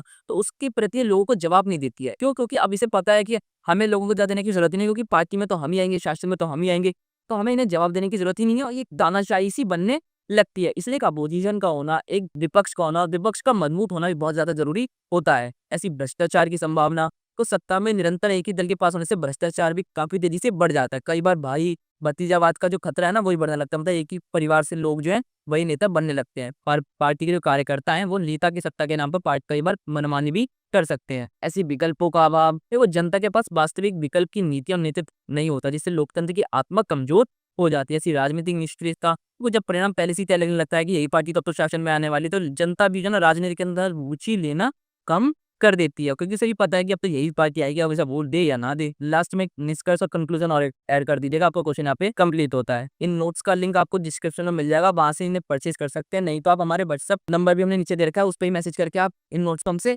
खरीद सकते हैं। अगर आपको वीडियो अच्छी लगी हो तो आप लास्ट में हमारे यूट्यूब चैनल और सब्सक्राइब कर दीजिएगा और लाइक बटन दबाना ना भूलेगा।